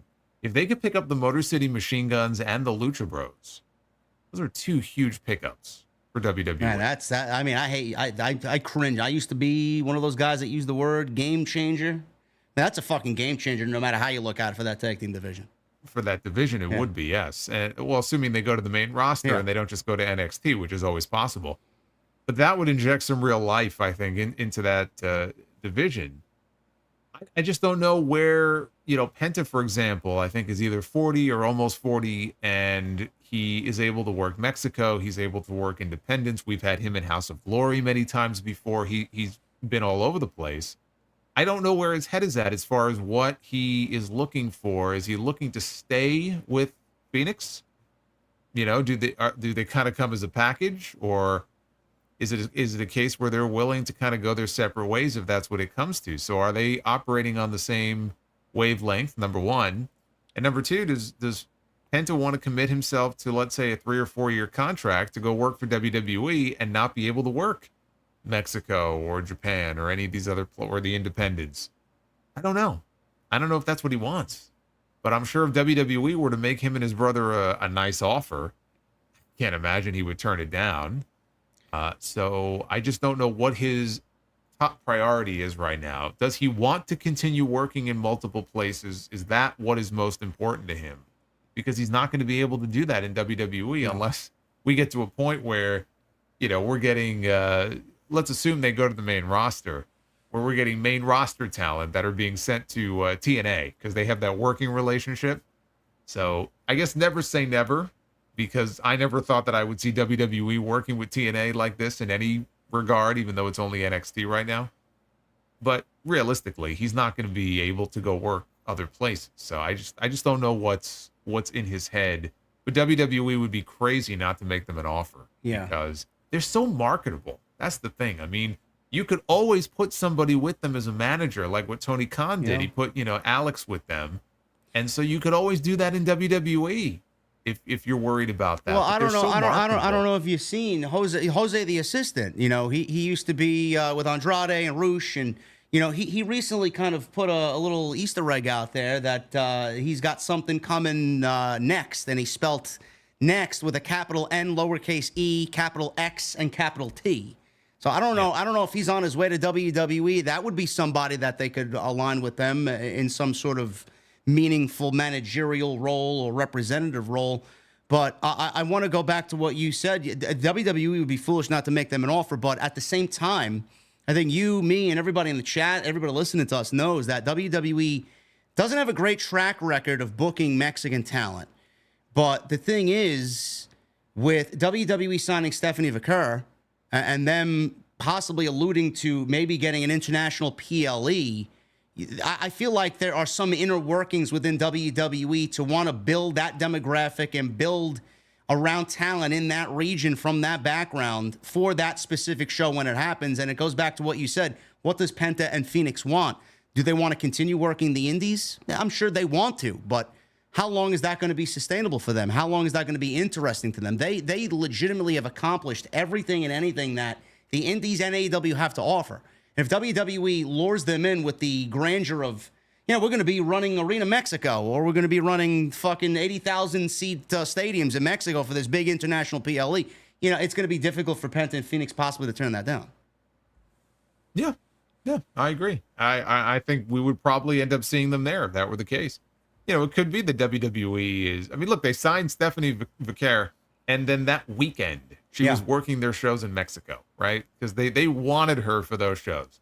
So if they have something in the pipeline, and it's very possible Nick Khan is working behind the scenes and is going to, look towards running a big PLE or something in Mexico at some point. I don't know about Arena Mexico. I mean, that would be wild if WWE, if they ran a show at Arena Mexico. I'm not even sure about the politics behind that. But you know what? In the world we live in now and all these international deals they're making, anything's possible. And imagine them having Penta and Rey Fenix under contract and putting them on the poster and putting them on the card. It would be smart. But like you said, their track record with some of the international talent they have, whether it's Japanese talent or talent from Mexico, is not always great. Dragon Lee got called up. He was getting a nice little push. And then I don't know what the hell happened. Where's he been lately? I don't know. He's on a milk carton somewhere. Yeah, I mean, he got lost on his way to the building, I guess. We haven't seen him in a while. Maybe there's some reason for it. Very, very start and stop with him.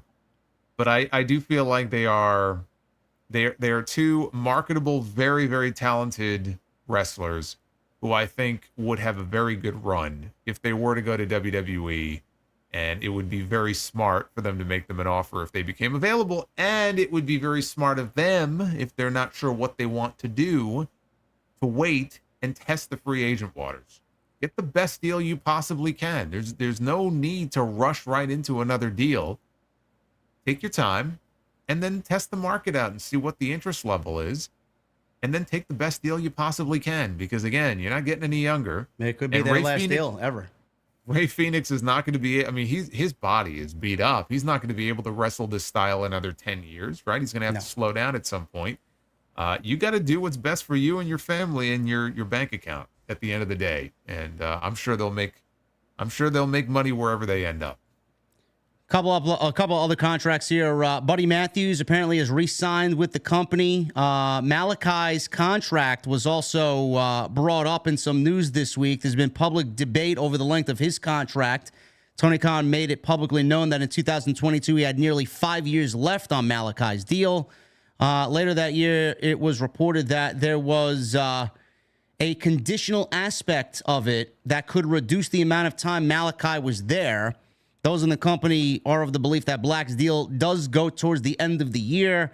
And at one point, there were 2 option years applied.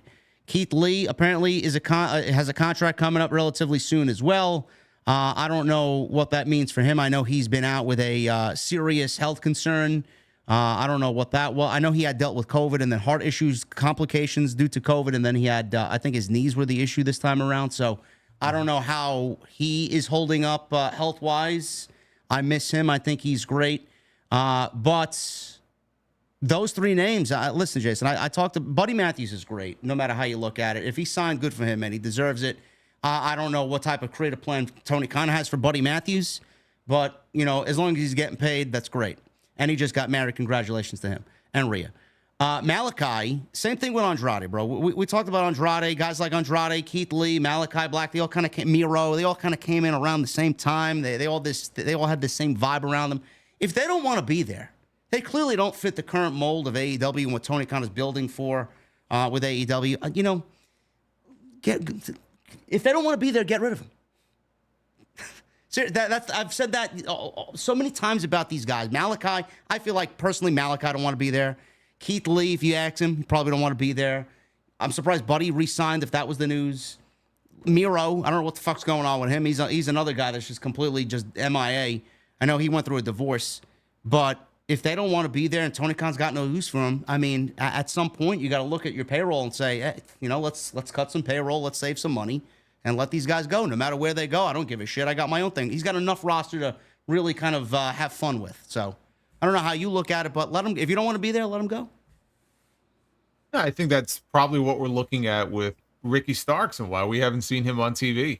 I think Tony Khan probably realizes, like, all right, this guy's probably gone. Yeah. And so why am I going to invest, creative brain power and real estate on television in this guy if I don't think he's going to be sticking around for the long haul? Malakai Black, I absolutely could see him being back in WWE in the not too distant future.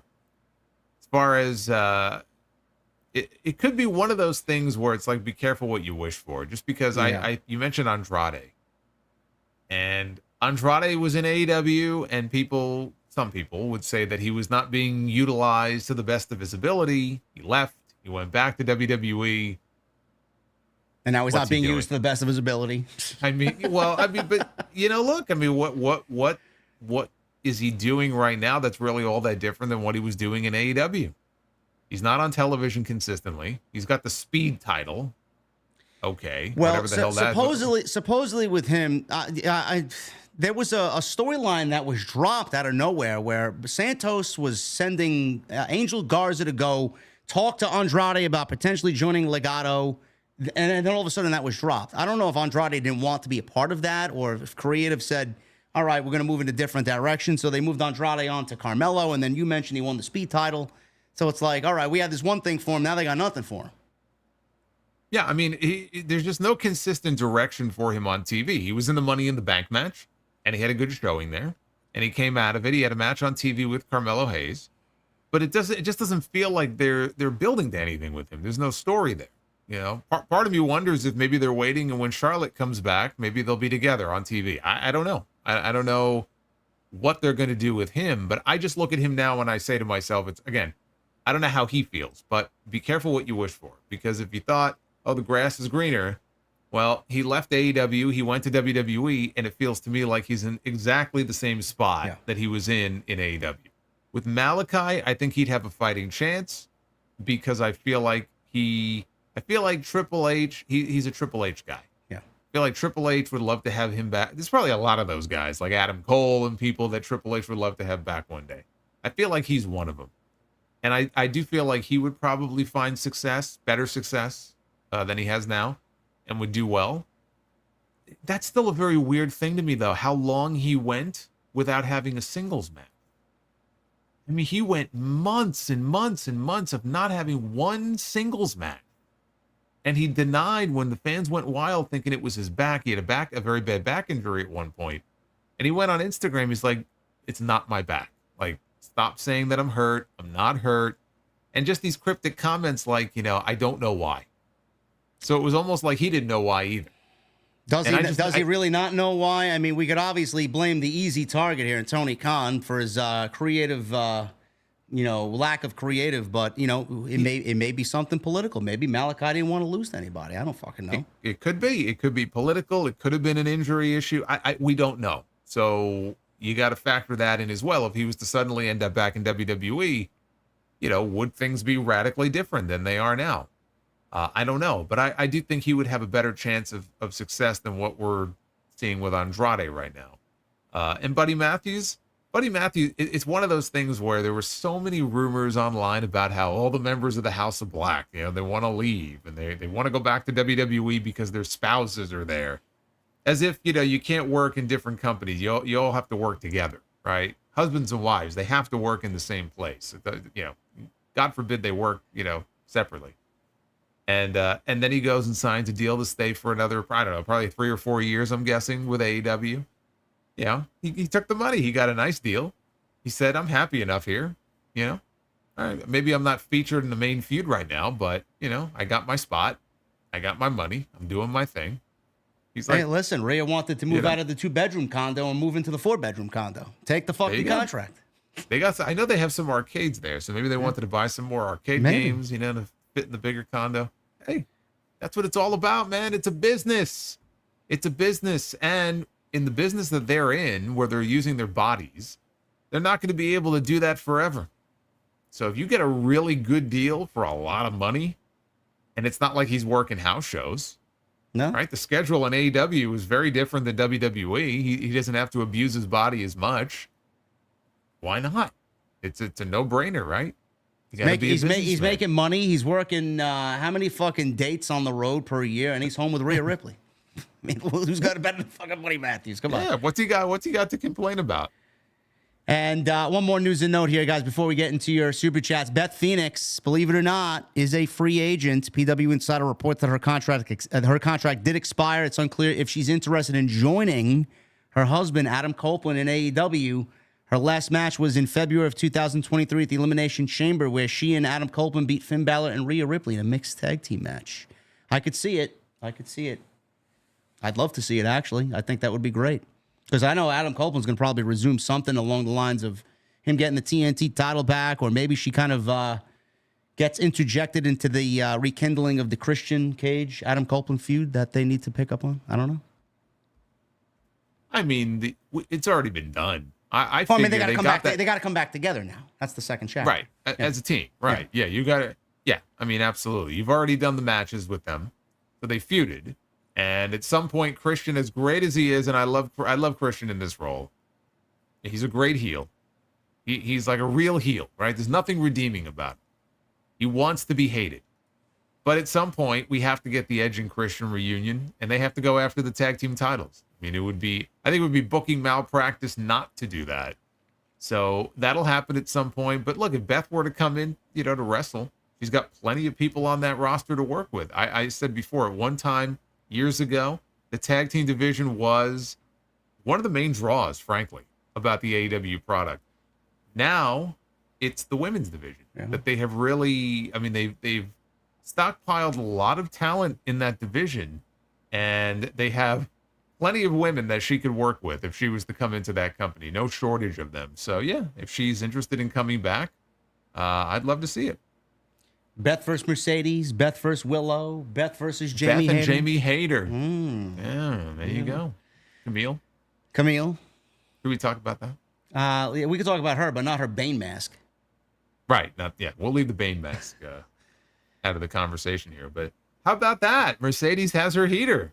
I know. Look at that. Fucking, what do they call a fucking crystal ball? You got one of them. You're a psychic. Medium of some kind. Psychic medium. Yeah. Yeah. Well, hey, look, it was a great idea, and I was very happy to see it play out on TV, because to me, it just made all the sense in the world 2.5 months ago, and it makes sense now. Especially now that they've established that she is a heel. We don't have to wonder anymore what Mercedes is. Now she's got some muscle to watch her back for her.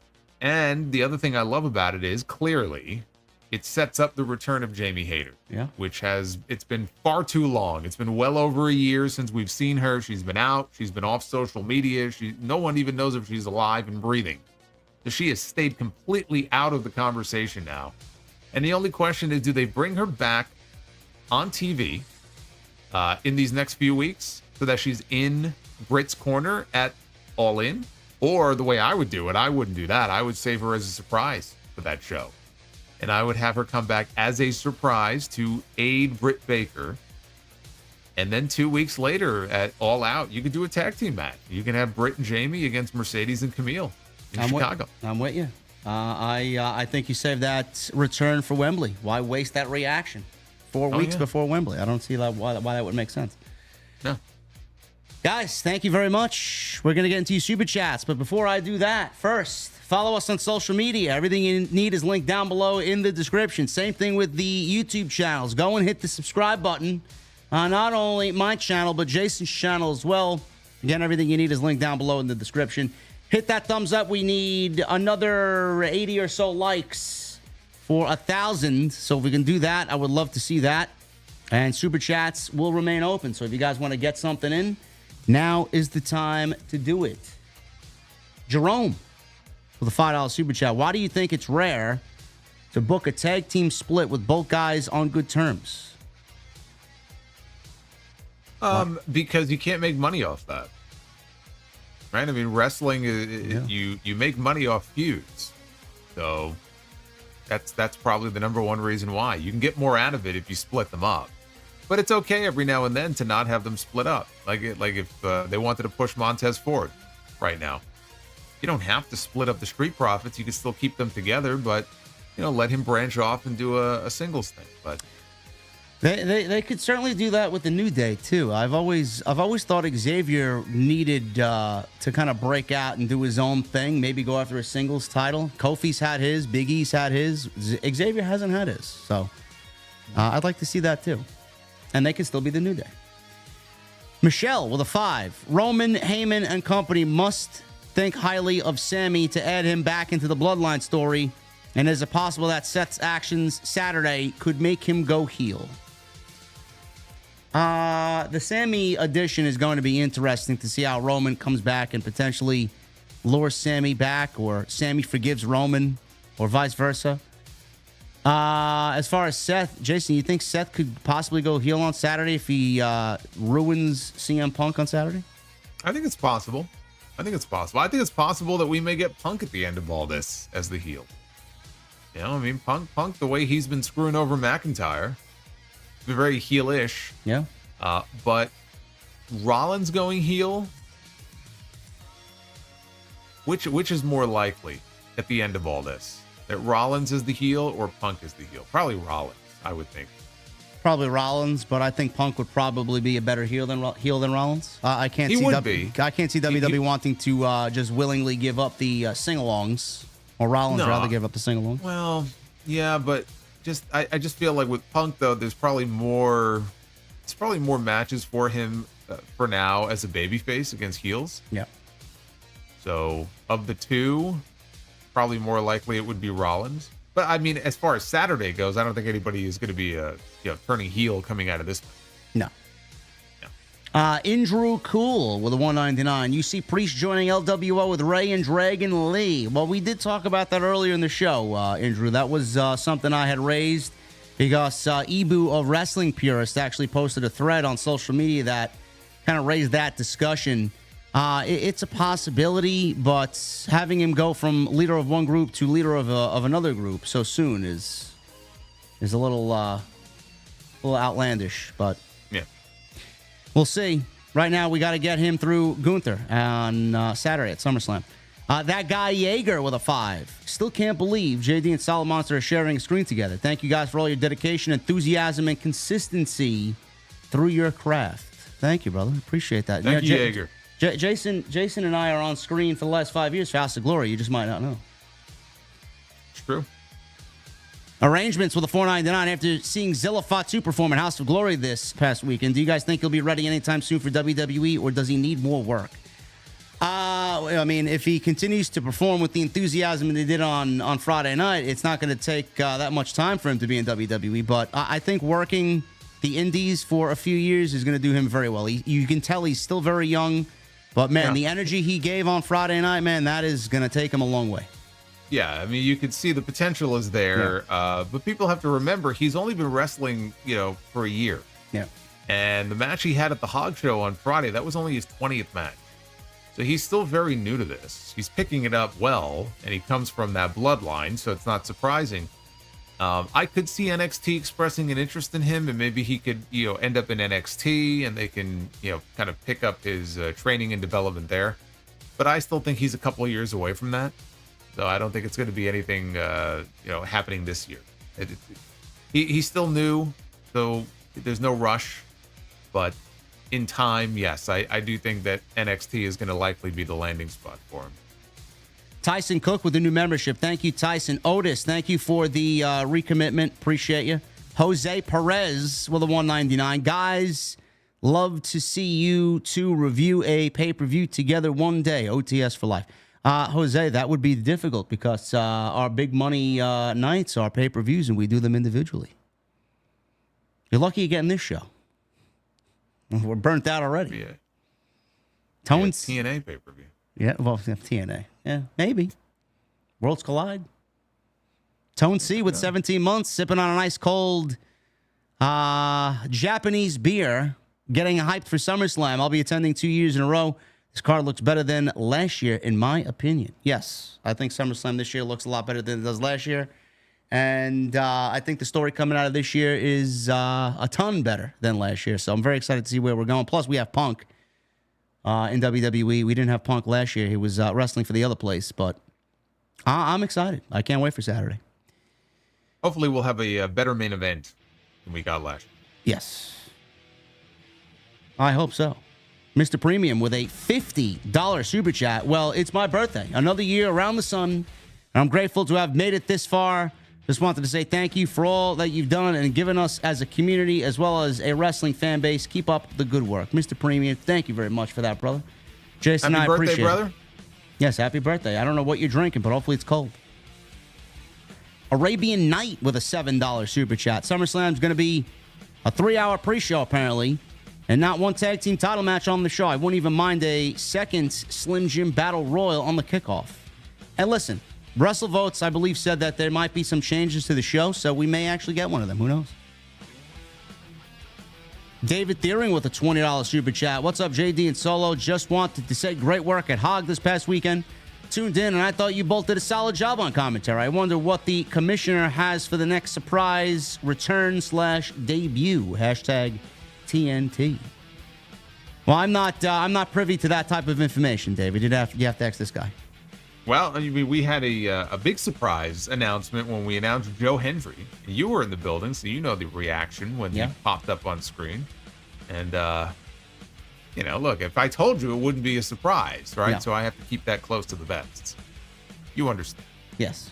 I'm excited for Joe Hendry. I think the Hog fans are going to go crazy when they hear that theme music. They already They're did. Be throwing their hands up in the air. They're going to be waving them back and forth. The only sad thing is the song is like a minute and 10 seconds long. What are they going to do when they need a longer entrance for him?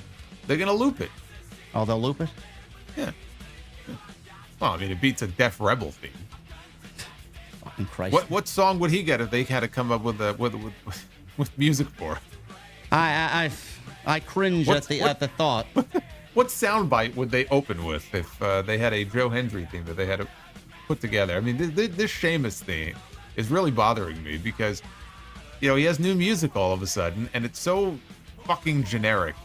And I said last night, I don't want him to win the Intercontinental Championship so long as he has this music. Can you imagine him winning the title, like a big WrestleMania moment, and celebrating to that music that they've given him? No, not at all. Ridiculous. It is awful. I was listening to somebody's theme music yesterday. I was saying it's a Def Rebel song, but it's not half bad. I don't know who it was. I think it might have been Sonya. Sonya doesn't have that bad of a theme song. Fits her, but she's had that for a while. That's not new. No. I don't know who it was last night, but they're all awful. I can't they're like wait. Braun. They've changed Braun's 3 theme times. I don't understand why. I don't know what's going on there. I don't know. I think Joe Hendry had a concert on NXT tonight. I gotta have to go back and watch that. He did. Alex with a $20 super chat. Brother JD and Solo with big names like Roman, Cody, and Punk slowly nearing the end of their careers as in-ring competitors. What similar names besides Braun Breaker can you see become the next Roman, Cody, or Punk? Well, I mean, they're not going away anytime soon. But who's the next Roman? Braun's going to be in a bunch of WrestleMania main events in his career. So Breaker is right there at the top of the list. I'm high on Carmelo. I think Carmelo's going to be there in the next 5 to 10 years. I think Trick. His ceiling, I think, is higher even than Carmelo Hayes. Yeah. I think they really like him. Outside that, it gets a little fuzzy. You're asking us to choose the next 3: Roman, Cody, and Punk. I mean, nobody's the next Punk. Nobody's the next Roman. Yeah, no. I don't even know who the next Roman was when fucking Roman was there. Honestly, when Roman was trying to take John Cena's spot. He just finally came into his own as the tribal chief. That we've only had that for 4 years. Well, I pointed this out going into WrestleMania this year. We had another WrestleMania end in 0 with the big babyface underdog, winning the championship. Yeah. And if you would have asked me, like, each time to predict 10 years later who it would be, I couldn't do it because that person wasn't in the company at that time. So, like, when Brett won the title at 10, I couldn't tell you that Benoit would win it because he wasn't in the company. Yeah. When Benoit won it, Bryan wasn't in the company. I couldn't predict what would happen at WrestleMania 30. And it was the same thing, at that time with Cody. So, it's just a weird, because Cody had left the company. That's just a weird thing that you can't predict. Like, if you ask me now, who's going to win the title in the main event of WrestleMania 50? My guess is probably somebody that is not even in the company right now, that we're not even thinking of. Could be Joe Hendry. I don't know about that. How old is he? How old is Joe Hendry? I don't know. Chat, look it up. Yeah, look up his age. I'm curious. How old is he? I didn't ask him when we booked him for Hog. I didn't ask him how old are you, But I'm curious. It's some people in the chat. Jacob Fatu, obviously he's the next future piece of the company for sure. But it's going to be a while before he kind of sets out on his own. Dragunov, he's got a ton of potential. Love Dragunov. Will Ospreay. Listen, Will Ospreay could be the guy. We don't know. MJF could be the guy. Yeah, there you go. Done deal. WrestleMania 50, MJF versus Cody. Alex, thank you, brother. Todd with a $5 super chat. What's up, fellas? Do you think Jesse Ventura is going to start doing commentary again for WWE? Just seen that pic of him and Punk. Didn't know the context. No, though I always loved his voice, and he's definitely one of the voices of my childhood. Same thing for Jason, but no. I can't see that happening. No, he's going to sign a Legends deal if he hasn't already. I do think it was a missed opportunity last night. You had Karrion Kross on the microphone. You actually put a mic in his hand last night, and you didn't have him make any reference to the Baja or have you heard his Jesse Ventura impression before? Yes. Okay, he's fucking fantastic. So we didn't get any references to the Baja. We didn't get any Gulf of Tonkin reference. Maybe have Jesse come out, make an appearance. Like, they were in the same building together, and they did nothing with them together on camera. What a wasted opportunity that was. And for all we know, SummerSlam's going to be in Minneapolis in a couple of years. Maybe they're setting up for that. Maybe there's a guest commentary spot there. Who knows? He did a guest referee spot at SummerSlam in Minnesota once upon a time. Arrangements with a $4.99. Hi, guys. I'll be traveling to Chicago for All Out Weekend and purchase a front row ticket to my first ever Hog Show. I'll see you both there. Excellent. We will see you. So Joe Hendry is 36, according to people in the chat. Okay. Still relatively young. He's Cody's age. Yeah, but in 10 years, we're talking about 10 years from now, right? He'd be 46 years old. I don't think so. Arrangements, thank you, brother. We'll see you there. Furious Nation with 33 months. What's up, JD and Solomon? You can't believe it's almost August. Yes, don't remind me. Summer's almost over. We're halfway there. Sidro with a $5 super chat. Bell rings. Punk and Drew stare at each other. Seth in the middle of the ring, cackling. They both turn their head to Seth, beat him up, and then square off. No. Nobody's going to lay a hand on Seth Rollins. M. Mills with a $10 super chat. No message. Thank you, M. Mills. Furious Nation also with a $4.99 with SummerSlam this Sunday. I think Seth screws Punk. But what if that leads to Punk versus Seth versus Drew at Bash in Berlin? Thoughts? Well, Jason brought that up earlier. It's a huge possibility. Yep, absolutely. William Sanchez with a $10 super chat. I personally hope Rollins turns full heel and stomps Punk. He needs a character change bad, and whenever we get the feud with Punk, it will probably be the best version of him. I've always said Punk could probably go heel after what we saw in Scotland, but that didn't happen. But I'm kind of low-key hoping for a Punk heel turn. I agree that Rollins definitely needs something different. I mean, he comes out there and there's the whole shtick with, I'm a visionary, I'm a revolutionary. No, what does that even mean? Just stupid. So yeah, I agree with you on that. He definitely needs a character overhaul because I'm over the whole chanting and singing and funny outfits and yeah, I'm done. Jonathan Peters with a 4 months. Would you rather be in a tag team match with APA after telling them you don't want to do the table spot, or a death match with the Gangsters while New Jack is mad? APA. Yeah, I don't want to be anywhere near New Jack. No, thank you. As soon as you said New Jack, that was it. I said, I'll take my chances with the APA. James Gender with a new membership. Thank you, James. Furious Nation with a $5 super chat. With DIY versus the Bloodline this Friday on SmackDown, do you think DIY retained with Jimmy Uso costing the Bloodline, or did they drop the WWE Tag Team titles? No, they're saving Jimmy for SummerSlam if he's going to return. DIY are absolutely losing those titles. But I will ask you, Jason, I know they might have teased that Ciampa was kind of frustrated with Gargano at one point or another. Do you see them potentially splitting them? If they lose? Not yet. Not yet. I don't think so. I think it'd be too soon for that. They've been back together for a while now, but not long enough, I think, for the turn to mean as much as it would if they waited. It certainly wouldn't mean what it meant in NXT. No. And it may never mean that, but no, I think it'd be premature for that. Black Wolf, thank you for the $100 super chat earlier, brother. We really appreciate it. Dan Surge with a $199. How would you guys grade Cody's run as WWE champ? Well, he's had great matches. Cody is not immune to the holding pattern that everybody else seems to be going through, but I think after SummerSlam, it's going to pick up. Yeah, I mean, as far as story, we're talking story and substance since WrestleMania, probably a 4. But if we're talking matches, I'd go probably 8 or 9 on that.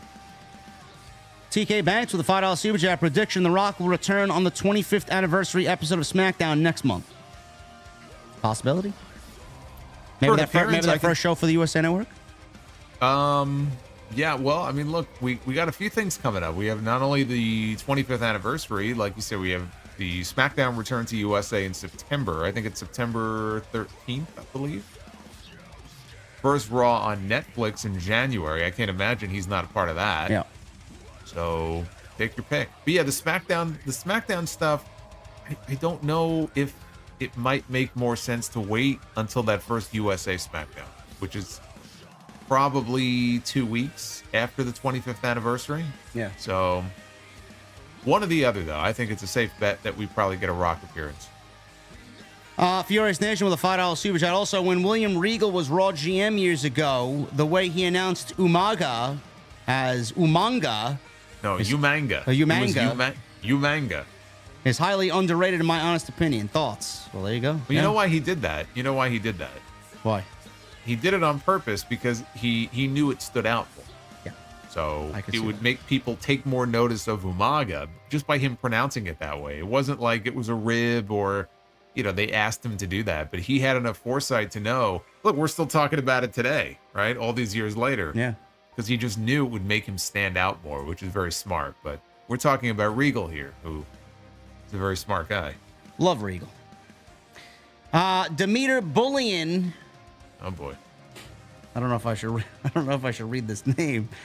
Demeter Bullion, Matt Hardy, and Matt Jackson are. I'll leave it at that. I don't want to get canceled. $7.99. CM Funky Punky gonna hit Solid Monster Sikoa with the F5Y specify on the E, AJ Stylish versus Zach Gowen. Oh, Zach Gowen. Zach Gowen for the USA title is gonna be good, brah. Arg wah. Okay. Whatever, man. Who was that before who said they were drinking some Japanese beer? I think he might have had a little too much sake, I think, before the show tonight. Then again, that's him every week, so I guess it's kind of par for the course. And then he follows up with a 149 and leaves me a drooling emoji. Oh, thanks, Demeter. Appreciate it. What the fuck? What the fuck? Specify on the E. AJ Stylish. Oh my God, man. Oh, you guys. Alex with a 20. I know Brother Solo in his Raw review last night mentioned how R-Truth's comedic gimmick has run its course and has become unfunny, which I agree. How would you both book a final title run for him before he retires?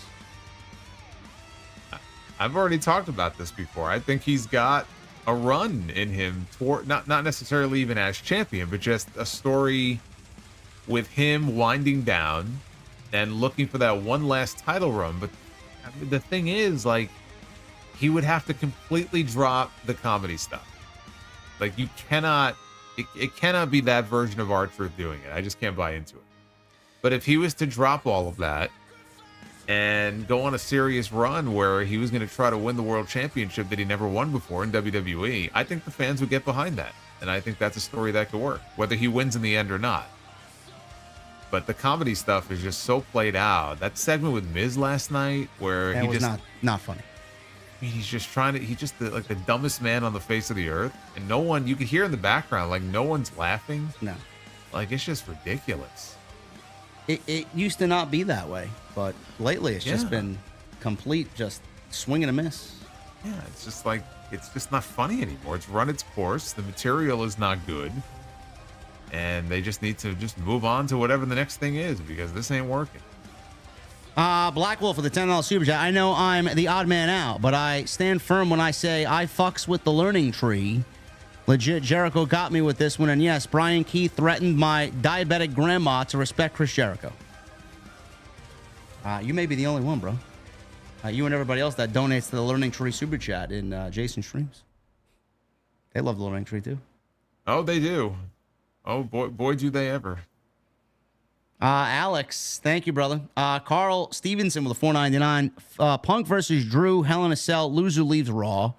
Drew loses. AJ exchanged for Drew to Raw. Styles versus Gunther for the World Heavyweight Championship. Drew versus Cody for the WWE title. I don't know what you just said, but one thing that it triggered in my brain just goes back to what we were talking about before. If Jey Uso ends up traded to SmackDown, you can do an exchange with him and AJ Styles, move AJ over to Raw. Yeah. I could see it. There's got to be some sort of trade, though. Can't just have it happen just Vince style. Shows up and then nothing happens. There should be. There's got to be. You have two actual GMs now, so it's okay to get one or two trades throughout the year. I think we definitely could see that. Amanda Nicole with a $4.99. The best duo in the IWC. Another great show. JD and Solomon. So thank you, Amanda. Thank you, man. LC Killer 17 with a $5 super chat. Will you guys bring Hog to El Paso, Texas? El Paso, Texas is a great wrestling city. I don't know. It's always a possibility. We are getting out on the road a little bit more often, so who knows? No plans for El Paso right now, but we're only just getting started. Right, we had our show in Philadelphia back in April, and we're going to be in Las Vegas on August 17th, partnering with one of the local promotions there for a show.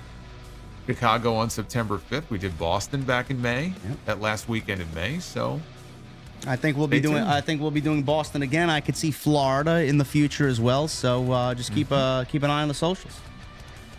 Black Wolf with a $10 super chat. I met a very beautiful woman at the House of Glory show last week and felt the need to finish my story. Does anyone have Blue Chew in the venue? Yeah, you could use code JD for your free sample. You might have already expended that, so I don't know, Black Wolf. I don't know who can help you now. See, I mean, you never know what's going to happen at these House of Glory shows, who you might meet, who you might bump into. Yeah. Miles, just don't take the Blue Chew though and bump into people. No. The hog show. No, that's not going to be good. You'd be like Damian Priest. All rise. Yeah, I'll have to have you thrown out. You don't want me to do that. Miles with a $4.99. Could Drew versus Punk surpass Austin versus McMahon as the best feud ever, or at least come close? No. No. Come on now. Also, JD, what is your favorite Kill Switch Engage song? Hashtag TNT, hashtag thanks, guys. My favorite Kill Switch song is probably This Fire, and I love The Signal Fire. So,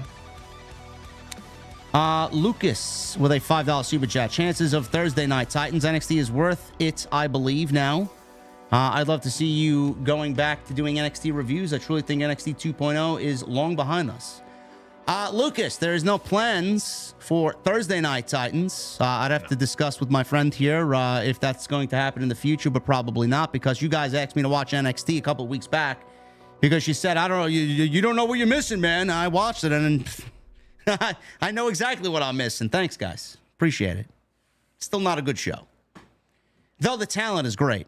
I love the talent. I love some of the talent down there, but it's not a complete show for me anymore.